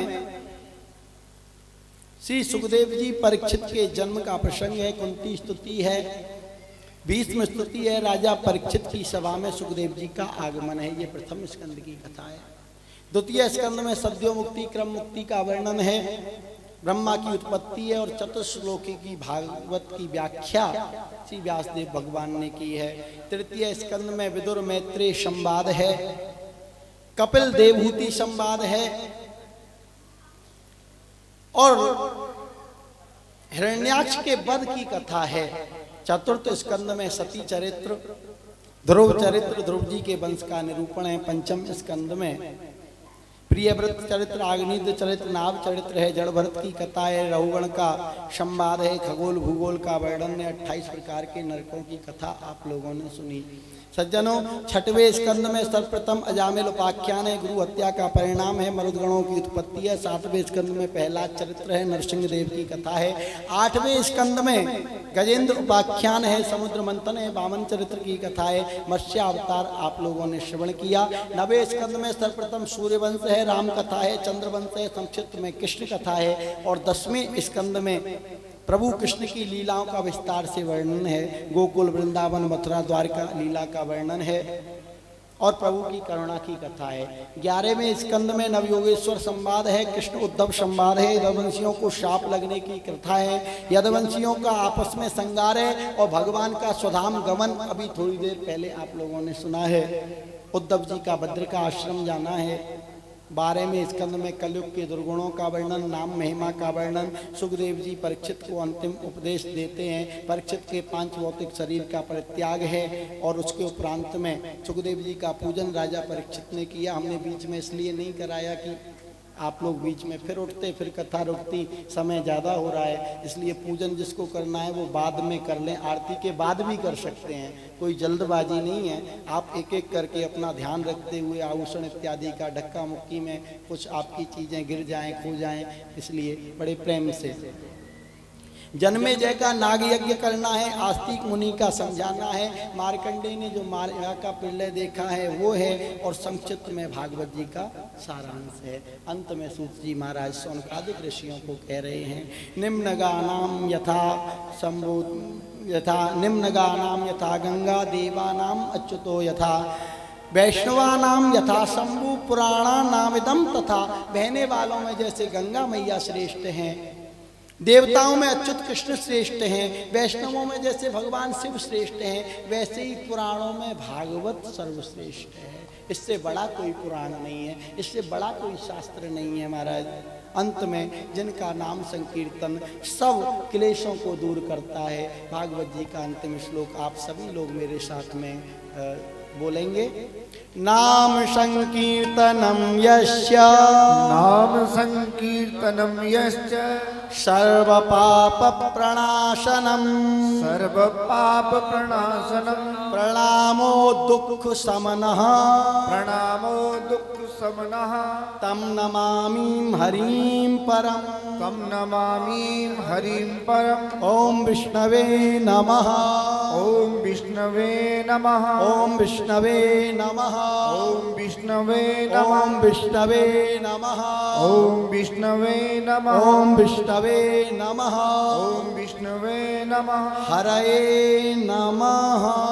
हरये नमः।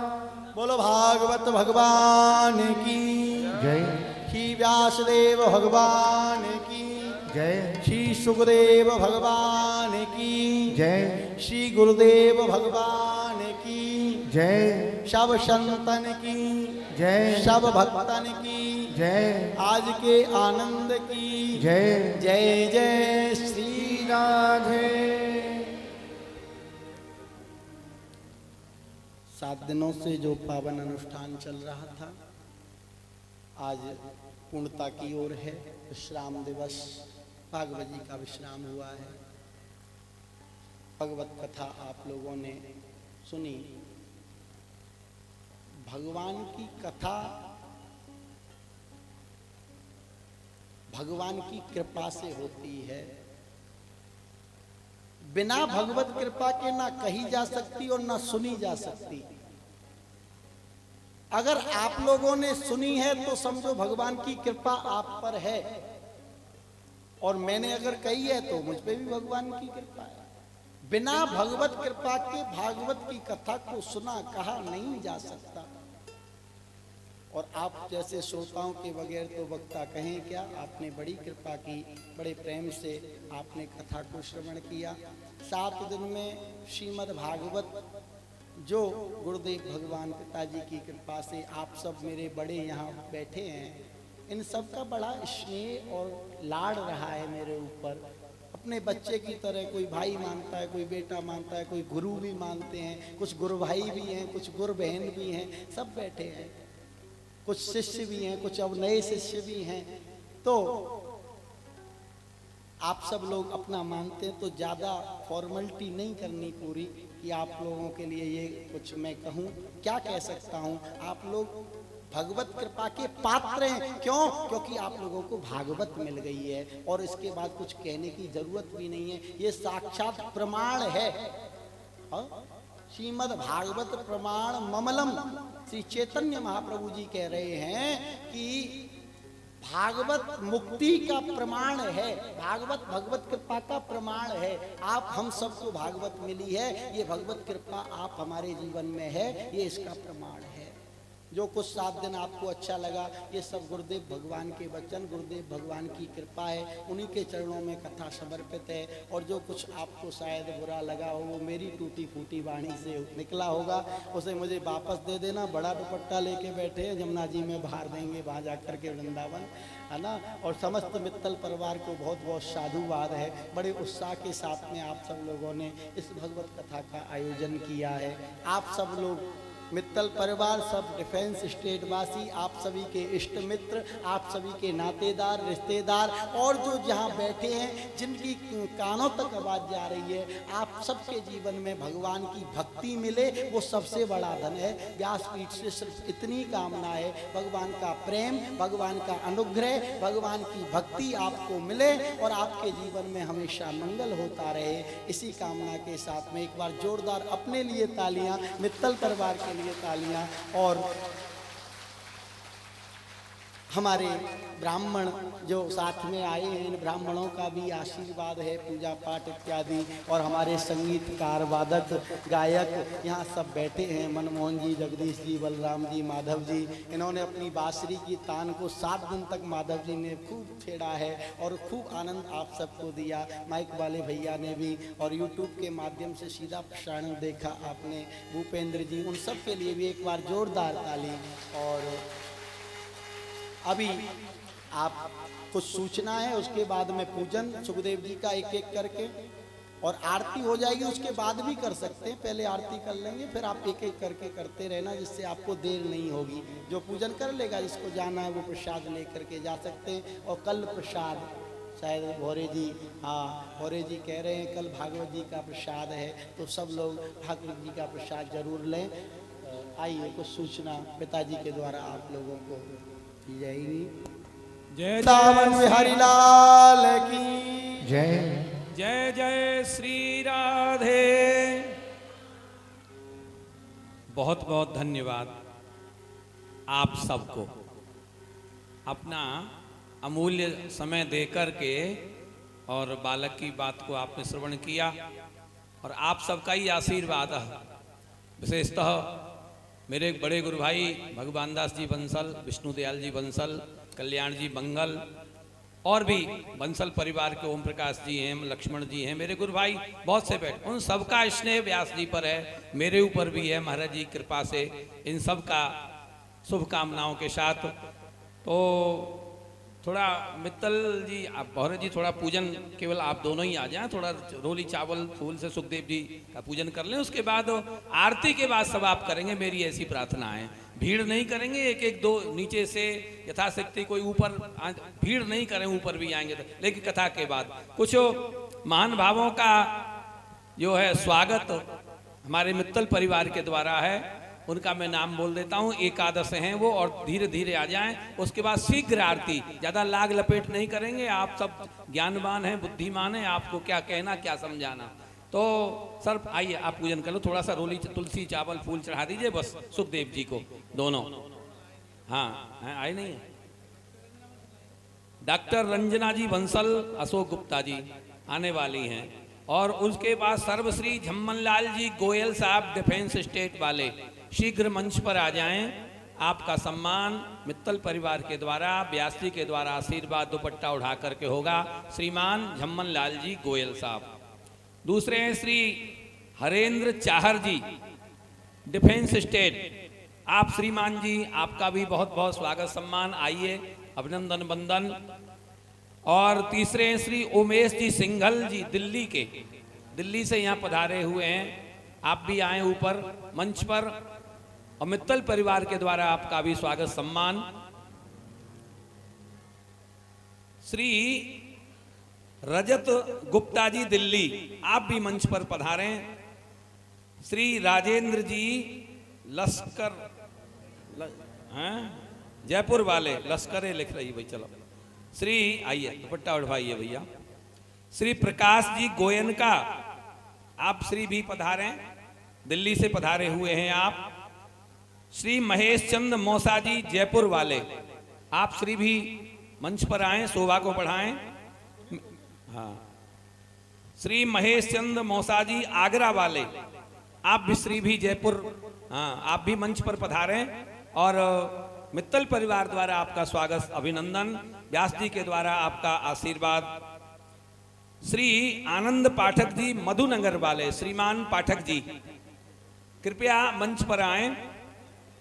और श्रीमान हमारे गुरु भाई हैं श्री मुन्ना लाल जी जौरे वाले, श्रीमान जी आप भी मंच पर आएं और मित्तल परिवार का अभिनंदन और महाराज श्री का आशीर्वाद आप स्वीकार करेंगे, ऐसी मेरी प्रार्थना है।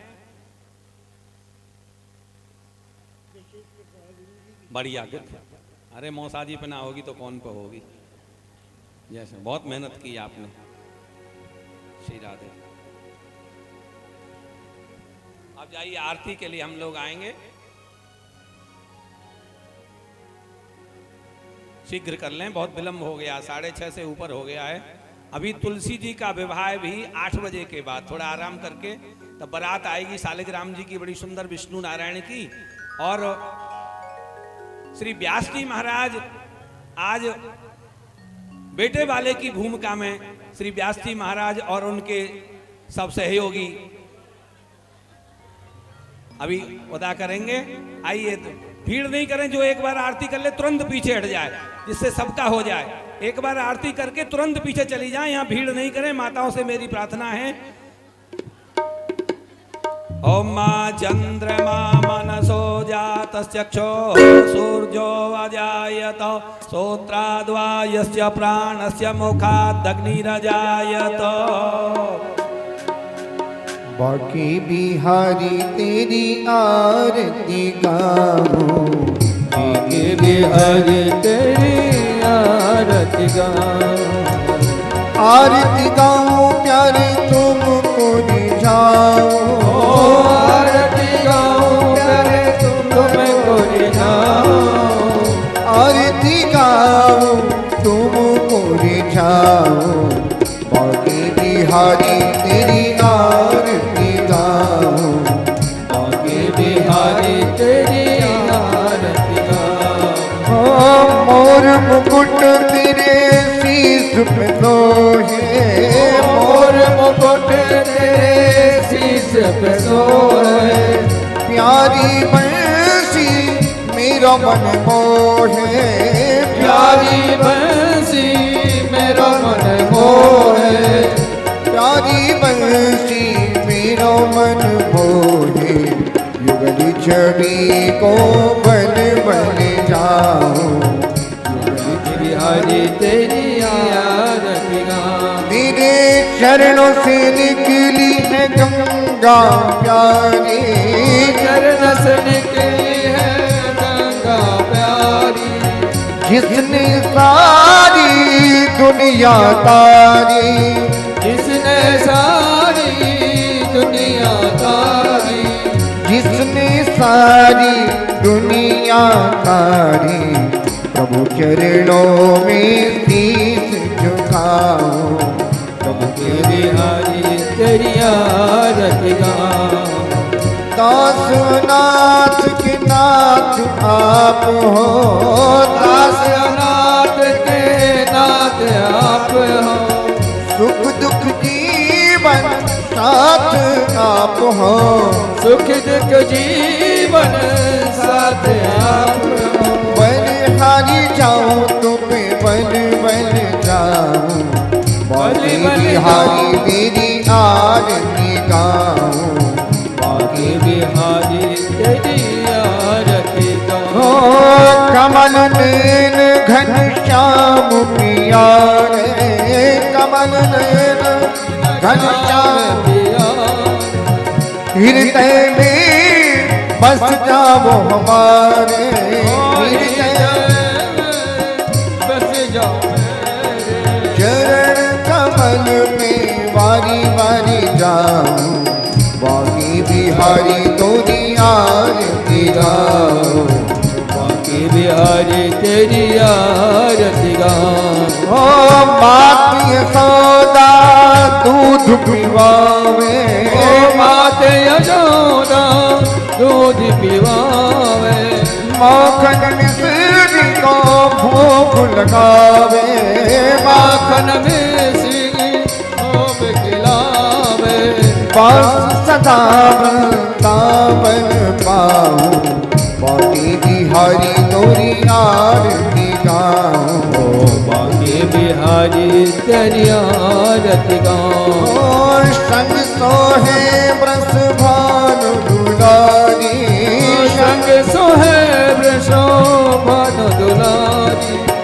ललता दिख सब सखियां प्यारी, ललिता दिख सब सखियां प्यारी, युगल छवि को मन में बसाऊं, बाकी बिहारी तोरी आरती गाऊं, बाकी बिहारी तेरी आरती गाऊं। आरती गाऊं प्यारे तुमको रिझाऊं, आरती गाऊं प्यारे तुमको रिझाऊं, आरती गाऊं प्यारे तुमको रिझाऊं, बाकी बिहारी तोरी आरती गाऊं, तेरे घर तेरी आरती गाऊं, बाकी बिहारी तोरी आरती गाऊं, बाकी बिहारी तेरी आरती गाऊं, तेरी आरती गाऊं, तेरी आरती गाऊं, तेरी आरती गाऊं, तेरी आरती गाऊं, तेरी आरती गाऊं। आरती गाऊं। ओम आद्यो हो शांतिरंतरिक्षको शांति पृथ्वी शांतिरापः शांतिरौषधयः शांति वनस्पतयः